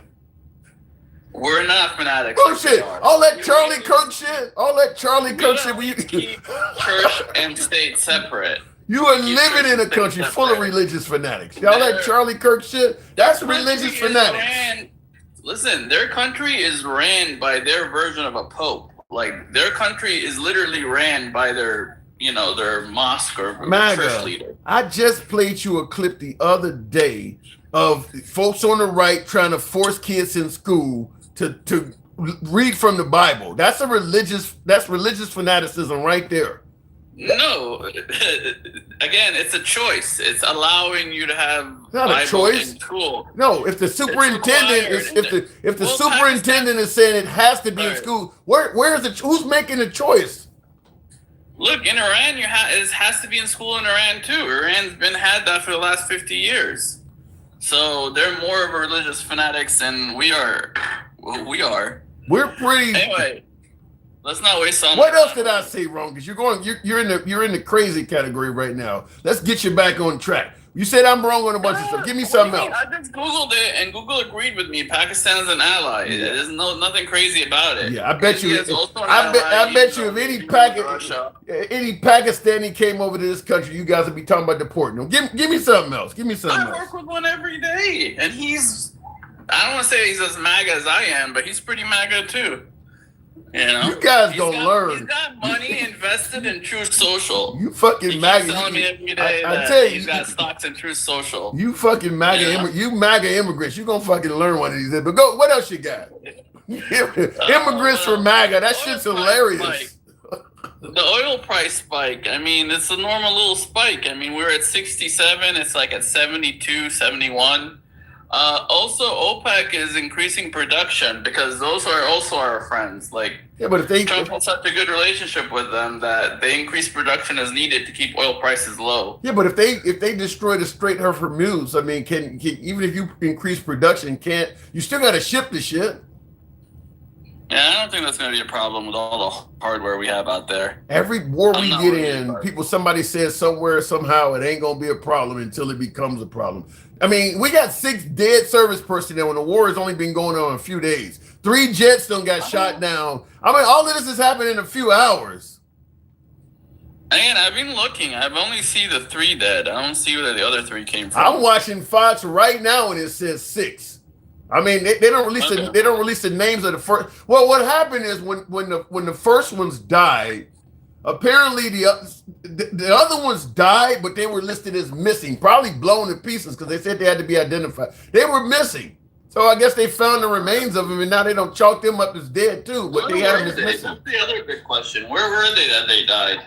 one of the bases that got hit. I mean, when Iran started bombing, I think they hit bases in Bahrain and Saudi Arabia. They just blew up an American embassy just a few minutes ago in was it Saudi Arabia or something. I mean, their drones are hitting this shit. They're hitting stuff in the region. No, that's because what I'm wondering if like one of our jets got shot down or they attacked the base, which I figured it was a base. Well, 3 F-15s went down. Fortunately, all the pilots got out. What? Those F-15s is like, what's his name? Michael said they're like the starting lineup. No, the F-15 is like the bench. The Yeah. F-15 is like the deep bench. Yeah, F-15s. Yeah, F-15s don't even have staggered stabilizers. They had the F-22. F-16 is above it, I believe. I'm certain the F-22 and the F-35, and the F-22 came out in the 90s. So F-35 is the latest and greatest. So no, the F-15 go back to Actually, I think the F-22 is the better. Well, the F-22 is the stealth fighter. The F-35 is the latest and greatest that does everything. It's like a one size fits all. But I think the F-22 is a better stealth fighter than the F-35. Yeah, speaking of which, like a supercomputer. 35 is the one that can take off like a Harrier. So the 35 has a single engine that you can actually control the nozzle. I fly these things, I fly remote control planes, and they kind of make them where they can do all that. The nozzle turns down like that. Huh? I think that part's optional. I don't think they all do that, but some of them do. I think that's like an option. I've never heard of it being I would say optional. it's an option. I don't think they all have VTOL. All right. Well, the F-22 is a stealth fighter. You're right about that. The F-22 is the stealth. F-15s go back to like the Top Gun era, the original Top Gun. I mean, those things have been around for a while. So yeah, they're fourth generation. I think they're not fifth generation fighters. I don't even think they're fourth. I think they're third. Well, those are very old. But the F-15 is very old.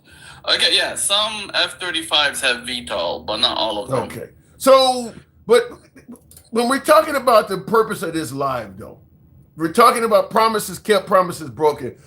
Is he not governing in an exact opposite manner of what he campaigned on?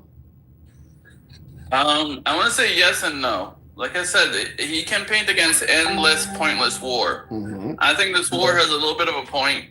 He told Iran, not to kill their protesters. They killed their protesters. And, that's all it takes. Well, he says not to cross the red line, and they crossed the red line, and you guys all made fun of him that they crossed the red line and he didn't do anything about it. But is it really our job to tell a leader how to treat their? I mean, it's sounding like Saddam Hussein. He's killing his own people after the weapons of mass destruction didn't materialize. Well, he's killing them. I mean, is it our job to go and tell other nations how to treat their people? I mean, yes and no. In this case, there's a more in this case they're endangering our allies, and they've been. How are they endangering our allies? All the terrorists in the area. How are they endangering our allies? Deal that Iran has so much money that they were funding all the terrorism, so they weren't pursuing nukes with that deal, but they were funding everyone from all the extra money they're making. Here's what I do not understand. Because Israel's part of NATO. If NATO, NATO. Huh? Israel's not NATO. Are they not part of NATO? Well, I don't think they are. Because what I'm trying to figure out is, why are we doing all this shit alone? Israel part of NATO. I mean, because this has nothing to do with NATO. Yeah, Israel's not a member of NATO. Right. NATO is mostly like European countries, like Turkey. I thought Israel was so Israel's not part of NATO. I thought they were part of NATO. No, Turkey's a part of NATO. Let me look that up. Turkey, part of NATO. Yeah, Turkey's a part of NATO. NATO is just all European countries. Well, I guess Israel don't need to be NATO when we're going to do everything we can to protect them. They're doing better than NATO member nations. I mean, they're being treated like they're part of the United States. Yeah, but also NATO is like designed to be anti-Russia. Its whole purpose is to just be anti-Russia, to defend against Russia. But this is a different situation. Like, Iran has been a pain in our side for 50 years. I'm not for this war, but I think it's a huge gamble that might pay off, or it might blow up in our face. I think you got it backwards, MAGA. I don't think Iran's been a pain in our side. I think we've been a pain in Iran's side. They're not coming over here fucking with us. We're going over there fucking with them. I don't think we're telling them what to do. They're not telling us what to do. We're in their region. I don't know. I go back to the difference between them and like North Korea, that they're full of like religious fanatics, and you never. Yeah, but they're not in our hemisphere. They're not in our backyard or anything. We're over there telling them. I mean, we're over there opening up bases, and I mean, look at what they're striking right now. All of our bases that are over, they don't have anything over here. They're not over here. We over there. But it's like the oil's right there. If they kill an oil supply for the rest of the world, they could fuck up the economy of like most of the world by fucking up the oil supply. Right. So everything we're doing to them is based on an if. We're actually proactively fucking with them based on what we say they might do. Iran really ain't attacked the United States or done anything to us. We're constantly hitting them. No, but they funded a ton of terrorism that killed a lot of American soldiers. Well, I'm going to... And just like I said, I hated the Iran deal for that reason, because it gave them so much money that, you know, under Trump, they were broke and terrorism went down. And then the second Biden comes back, he's giving them billions of dollars that it's supposedly their money and they're going to only use it for food. But, you know, yeah, they could use it for food. And then the other money that they're supposed to use for whatever, for food, they're going to use on terrorism. Yeah. Do you remember that? Yeah, but I want to say like 20-something billion. I mean, everybody knows when Obama gave them like pallets of cash, but Biden. Obama didn't give them nothing but their own damn money back. He didn't give them pallets of cash. Money they didn't have. What? Okay? And Biden did the same shit. Biden even gave them like, I want to say 20-something billion. No, what we did, we froze Iran's assets, and when they made a deal with Obama, we gave them their money back. We didn't give them any damn thing from here. We gave them their own money back. Yes, I agree with you, but it's still money that they had that they used for terrorism. I don't see that. So they made more money, and they used all our money against us. It's not like they use our money. I don't see that, Mac. I think that we seem to have this belief that terrorism is anything we don't like. In my opinion, with America in their region playing the world's police when they don't want us there, we are the actual terrorists. We're going in their neighborhoods telling them how they should behave, and then when they don't do it, we call them terrorists. That's, to me, I think we're using the word wrong. I think we are the ones that are being terrorists to them. They're not over here, we over there. In a way, you might be right. One person's terrorist, another person's freedom fighter, and vice versa. Right. So in a way, you're right. Well, still, as far as America's concerned, Iran is a bad guy, and if this is successful, one is going to bring oil prices even lower to like, it's going to be super cheap to have. Well, let me just say, Mike put in the Galaxy. So if he put in a request, I think he wants to talk to you. I think I've been saving one for him, but I don't see his request. So I don't know if he was just gifting the program, but if he puts in his request, he wants to talk to you. That's what I'm thinking. But I don't think I said anything that's that controversial. But go ahead. Okay, but I can't let him up until he requests. I don't see his request, so maybe he was just being kind to the program. Mike is like, he's got his talking points, and he's like Kamala Harris in that way. If you talk about anything but his talking points, he doesn't even know what you're saying, and he'll just stick to his talking points. I don't think it's talking points. I think he wants to counter what you said. I think he wants to counter what you said. What did I say that was so controversial? Like the oil prices, the F-15 being old, that they were the bench, not the starting lineup. I think just your whole notion of the belief that Iran is somehow, some way going to get a nuclear bomb and just go rogue with it. I don't believe that. No, I didn't say that, but you're putting words in my mouth. I didn't say that. I just says I can't risk it because they do have some crazies in there. I don't believe it's in their leadership. Well, Mike, you got 10. Mike. What's going on, Tim? What are you hearing that you disagree with? Mike, what did I say was so wrong? All of it's wrong. But you're accepting. That's the whole debate. All of it's wrong. I win. That's going to be how it's going to end. No. I just have questions for you. Are you going to actually answer them, like, or actually debate, or are you just going to say, "Oh, you're all wrong. Everything you said is wrong"? No, and that's the end can we start? Can we start? Go ahead. Can we start? Was this something that you voted for, or when you voted for Trump, was this something that you supported? No, I didn't. Okay, perfect. So, but you're finding a way to support it now. No, I'm just saying. I mean, You know what? It's not that I'm supporting it. I'm not like you. You guys are literally rooting for the enemy. I'm not rooting for it to fail. Even though I didn't vote for it and it's not my taste of tea or whatever, I'm not going to root for the enemy like you guys are rooting for the enemy. I don't know if they're the enemy, MAGA. I don't know if they're the enemy. To me, just like with Venezuela in the drug boats, until I see evidence that they're actually carrying drugs, I don't think they're the enemy. Every day I listen to Michael rooting for the other side. Like, he's rooting for America to fail. When does that happen? Give me an example. Right now, you were like, "Oh, look how these fucking airplanes were shot down, and how incompetent and how shitty this are, and how Iran is gonna kick our ass, and how this is gonna be." I never said that. So let's be clear, because facts matter. I never said that. I never said that we were gonna kick our ass. You word for word, but that's the general tone. I didn't even allude to that. Did not once allude to that. But what I'm simply stating is this. Can you tell me China is going to beat us in a trade war and all these other things? Can we have a conversation instead of you trying to just cap up the whole conversation? Number one, I never said that. Number two, it is pretty porous for us to have 3 F-15s pew-pewed out of the sky within days of this first conflict. Would you agree?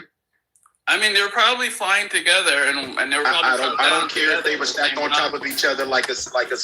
He said they were flying together. You realize when they get painted, they know that. Those planes just don't crash on their own. They're so old. They got shot. MAGA reacts. So, can you answer the question? Isn't that unusual? No, it's normal. These planes go down for all kinds of reasons. Can you show me another time in a conflict in the last 40 years where we've lost multiple planes in the same day? I don't think we used F-15s like this before. I don't give a fuck if we use crop dusters. Can you show me another time in history where we've lost multiple planes within a couple of days of the initial conflict? I don't know our history like that. I don't have. Okay. I can help you out. Google it. Well, I can help Let me just interrupt to say this, MAGA. I mean, how often do we strike a country like we have today? MAGA, let me just say something first of all. F-15s, the body of them is old, but the electronics, if somebody is trying to shoot this down, they don't change the radar. They know they're getting painted and things. You're making this jet sound like it's coming out of World War II. They're not as old as you making it sound. No, but they are like the bench. It's one of those. It's like they still produced it. MAGA reacts. 50 points, and you're letting the bench play, and one of them gets tackled. MAGA reacts. We still make them. You do understand that, right? I understand, but it's an old design. It's not meant for stealth. You can it's say not an meant old for anything. It's just meant to do. Is a Corvette an old design? Yes, people. Do they update the models and still call them Corvettes? Well, no, it's like taking old Corvette and making it fast. It's not like building a brand new Corvette. It's not like still a Corvette. It's like those old truck designs are still used today because they're good work. You just countering him for the sake of countering. You just countering him for the sake of countering him. Yeah. No, but they don't have all the latest technology. Sometimes the old shit works. The old shit's still fast. The old shit has a purpose. So you can't use them because they're cheap. Are you going to get Scallop, or are we going to have this debate? Well, you guys have an issue understanding me, so I have to like really emphasize what I'm saying. Well, that's because you're talking in shitterish. You just kept. He asking you some pretty simple yes or no questions. You don't understand what I'm saying. That's not my fault. You don't understand fucking English. These are pretty straight yes or no questions. Matter of fact, let me ask you another question. Did Donald Trump lie about obliterating their nuclear enrichment capabilities back in June of 2025? I don't know if he lied or not. I don't know how. He did say that. He did say that it was obliterated. Would you agree? If yes, in a way he did. Okay, in a way, or did he use the words obliterated? I don't know the exact words he used. You didn't hear him say. For the sake of argument, I will agree with you. You didn't hear him say obliterated. You don't even know if he said that. I don't know what he meant. I don't know what does obliterated mean. What are you talking about? What does obliterated mean? It means that he obliterated it, but they could always rebuild. They could always have ambitions to build more. Okay. I mean, MAGA reacts. MAGA reacts. Okay, fuck all of that. I have to know the context of the speech. Okay, the context was. Let me tell you what the context was. Oh my God! Donald Trump said that they obliterated Iran's ability to continue to enrich nuclear for nuclear enrichment to build a boom boom. That's what he said. When when the report came out and said it wasn't that, he came out and admonished him for the report and said the report was wrong. Was that? Do you remember that? He don't remember. Yeah, like I said, for the sake of argument, I Okay. agree with you on all Okay. that. Perfect. For the sake of argument, for facts. Okay. Cool. So and he said it would take them a decade to rebuild. Do you remember that part? Sure.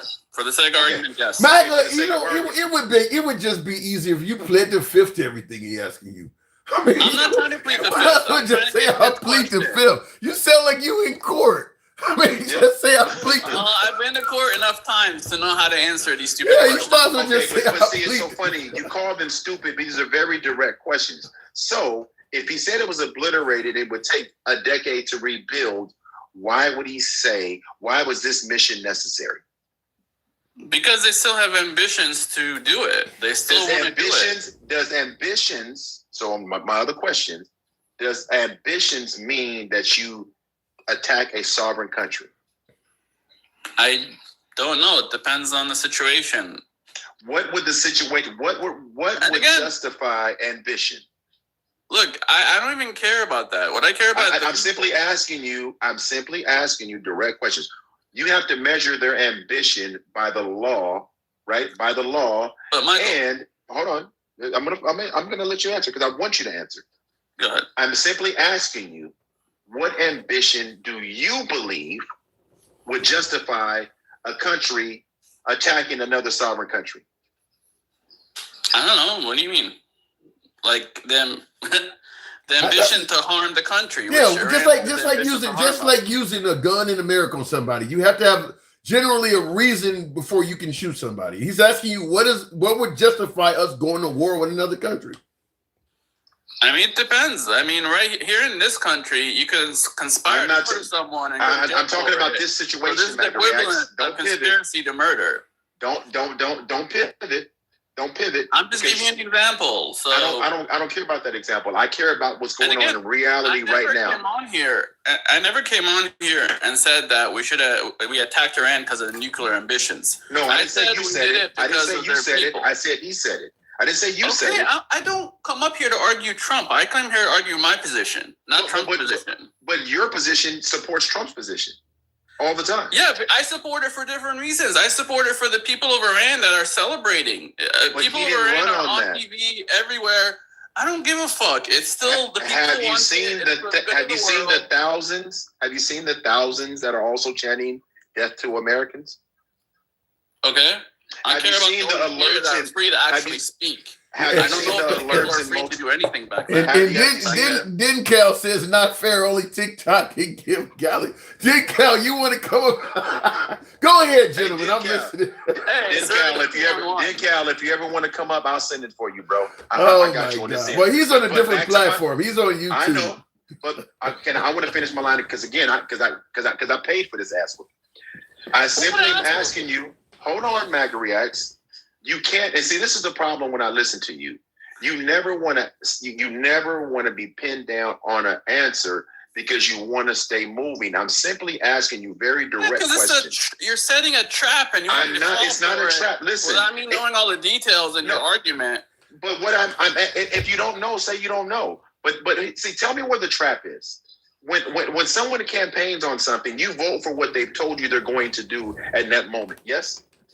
No, I vote once I agree. If I vote because I agree with more of what he said than the other side said. Okay, cool. Do I agree with everything that Trump campaigned on? No, I agree more of it than Harris. Yeah, but one of the things that he told you, and I've heard you say multiple times, that he was going to be about peace. He was going to end conflicts. He wasn't going to start conflicts. All of these things. I've heard you say all of those things. So I'm simply asking you okay, cool. And you just said yes. So this was not on your bingo card. So how do you justify something he never told you? Do you realize the very same people he said he's trying to liberate, they can't even come here? They don't have to come here because they're going to be free in their own country. Wait a minute. But if you're trying to liberate them from harm and they want to get out of there, and you're the president of a country that says he wants to liberate them, why wouldn't you allow them to come to your country for safety? Because in that case, we're going to have most of the world here in our country. We Not most of the world. I'm talking about Iran, MAGA. I'm not talking about anybody else in the country that he But just there's attacked. also Venezuela. There's also. I'm not talking He's about not talking. Venezuela. He didn't say he was liberating those other countries. He said he's liberating Iran. So why are you spreading out to other countries? He didn't promise to liberate the other countries. But Venezuela is the same example. No, it's not. He didn't promise I'm to trying to liberate. stay focused. Yeah, he didn't promise. I'm really to talking about Venezuela. Iran. I want to stay focused on Iran. And then Iranians, I know a lot of Iranians in this country. I'm not asking you who you know. That's anecdotal. I do too. I'm simply asking you, if you say you're trying to liberate a country from tyranny, from a dictator, from a ruthless murderer, and there's people that want to flee said country, why would you not allow them to come here if you're the country attacking them? Well, first of all, we have a general immigration halt from all over. That's not what I asked you. That's not what I asked you. And it's because you don't know who you could trust and who you can't trust. You Okay. can just as easily Unfortunately, it's been the 10. I'm gonna have to break. I mean, he's not gonna answer anything you say. I mean, he's trying to set me up for these. Like I said, you as opposed to having dialogue between each other, you're focused more on whether he's putting you in a trap or something. So you just ain't gonna answer anything. He's trying to put words in my mouth. No, he's asking you some questions that are simply yes or no, and you don't even want to answer those because answering it correctly might make you look bad. So you're just dodging. You might as well just plead the fifth. You don't want to incriminate yourself. That's what you're doing. Well, maybe I've been in court too many times. And you know what you could have done while I was up here before we go? You could have asked me the same questions, and you didn't. Yeah.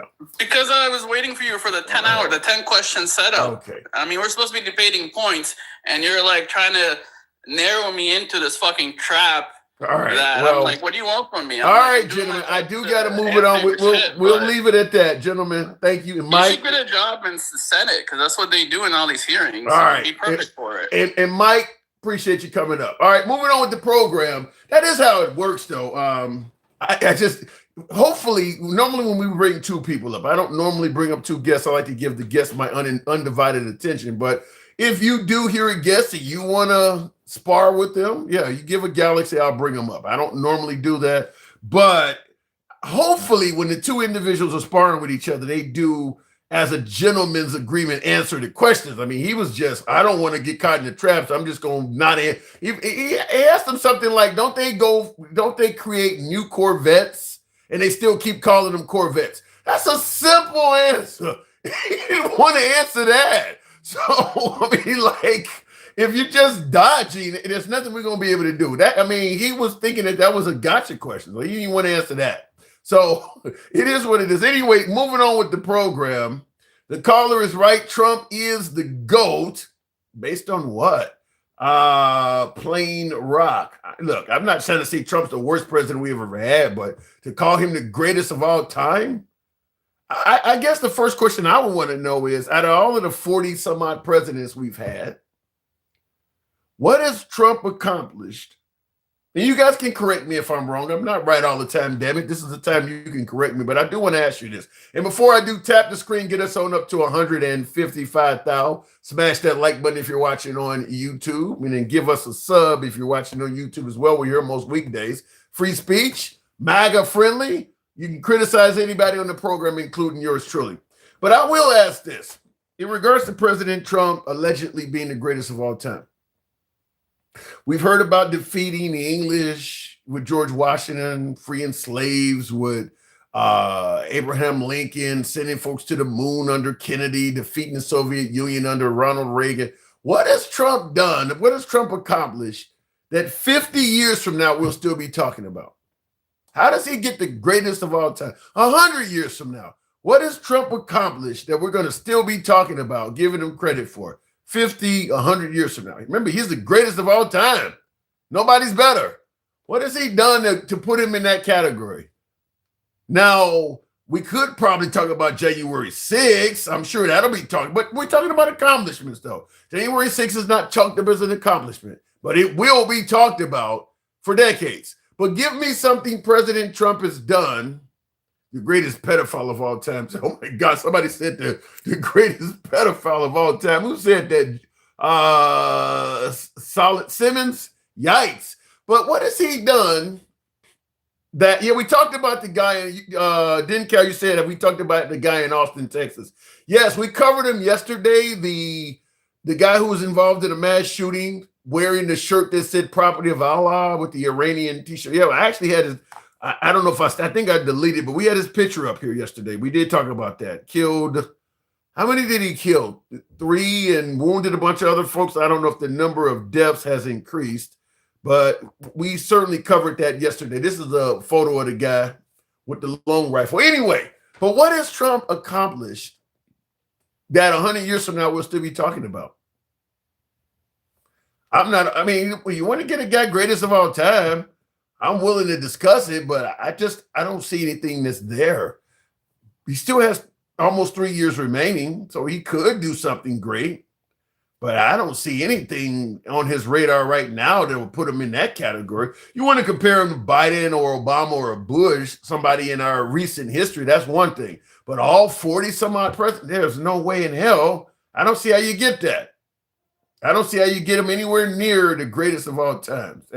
Unless there's something there I'm missing, and somebody can let me know that. The biggest cover-up of justice with his family and a wife, says Ryan. Okay, well, like I said, I don't see some.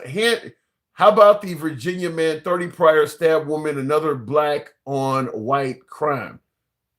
I haven't heard about that one. What Virginia woman with 30 priors this stab? I haven't heard about that one. That's a lot of stabs, by the way. Trump killed Biden inflation. Economies come and go. Nobody's going to be talking about the Trump economy 30 years from now, 50 years from now. Nobody talks about, what was the economy under James Madison? Nobody talks about that shit. That comes and goes. Nobody talks about it unless you do something that's really fucking stellar. Nobody, I think we sometimes hear about Bill Clinton balancing the budget, and that's about the furthest back we go. We don't really talk about the economy for a very long period of time under a president. That ain't gonna make it in terms of him being a GOAT. There's got to be something better than that. How many terms did Roosevelt have? He was not elected that many. Roosevelt had, I think, 4. I think he had like 4 terms. I think it was 4. You're gonna enforce this said hypothetical. What do you mean? Anyway, the code of child sexual. Listen, I do believe Trump will be remembered for decades, but I don't think it's for anything good. I mentioned January 6th. Eventually, and I put emphasis on eventually, the truth about Epstein will come out. The truth about that will come out. I don't know where that's going to lead us on Trump, but if anything negative is in there for Trump, that'll be part of his legacy. We can go back and forth on whether the courts had it in for him or not, but fact is he is the only president that's been arrested, has a mugshot, and was actually convicted of 30 some odd felonies. That'll be remembered because that hasn't happened to any president. So even if he turns out to be a good president, what I'm simply saying is most of the memories of Trump that will last for generations are negative. They are negative. Probably the best thing Trump has done, and I mentioned this earlier in the live, but he can't take credit for it, is Operation Warp Speed. That's something that should be remembered from Trump for generations. But the way he rolled it out, Biden may end up getting more credit for that. And then, of course, if the Space Force turns out to be a respectable arm of the military, that's an accomplishment of Trump. That's about it in terms of big accomplishments from Trump. You got to let me know something else if there's something else. The Space Force and Operation Warp Speed.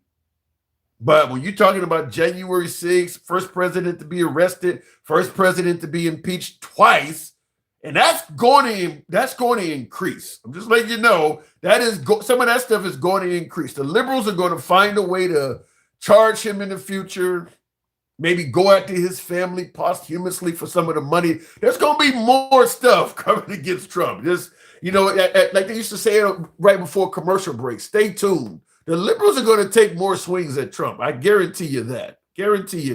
Whether it's his family members, them pursuing those folks for money they may have ill-gotten gains or cryptocurrency or something. I'm not saying it's right. I'm not saying it's wrong, but stay tuned. There is more to come legally for the Trump family. It might not fall on Trump, But his family, you know, because if he received ill-gotten gains, his heirs will be pursued. His heirs will be pursued for the money. So there's more to come on Trump. I'm just telling you that. There will be more of that. His family is wealthier because he was president. True, but that's any family. I think in Trump's case, though, it's far more exaggerated because his legislation and things are making his family wealthy. I think his son, Barron, the youngest one, has some kind of drone company that's getting government contracts. Ill-gotten gains, like I said, the Trump saga legally, that ain't over with. That is not over with yet. Anyway, ill-gotten gains, he throwing words out he doesn't understand. Well, Todd, if we can say that Hunter Biden and Burisma was ill-gotten, I think you can point to some of the stuff that the Trump family has accomplished and say the same thing. If you can clearly see Hunter Biden 10% to the big guy, and you can see all this corruption from the Hunter Biden, Joe Biden team, and you don't see nothing from Trump, you're kind of being biased in that. You're really kind of being biased in that. I mean, the president with his own cryptocurrency. Can you imagine crooked Hillary Clinton with her own crypto? You wouldn't be agreeing with that. That looks suspicious. Why would you have a cryptocurrency as the president? Why would you be trying to trademark your name while president? Ill-gotten gains. And then, of course, even stuff like naming memorials and ships and stuff out there. All of that stuff, like I said, a lot of that stuff is probably going to end up being reversed, or at the very least, laws are going to be passed to prevent any president from doing that stuff in the future. You can't be naming shit after yourself while you're still alive. Memorials? How do you get a memorial while you're still walking around? Don't know. Anyhow, I appreciate 155,000 likes. You guys, I totally appreciate you tuning in. Whether I'm right or wrong, we have these conversations daily. If you enjoy this type of conversation from all sides of the aisle, follow the program. If you're watching on TikTok, Instagrams, and if you're watching on YouTube, give us a sub. Until then, I'll see you guys tomorrow. Take care. I'm out. Thank you. Got to take my ass and go get something to eat. And I don't know what happened on subs.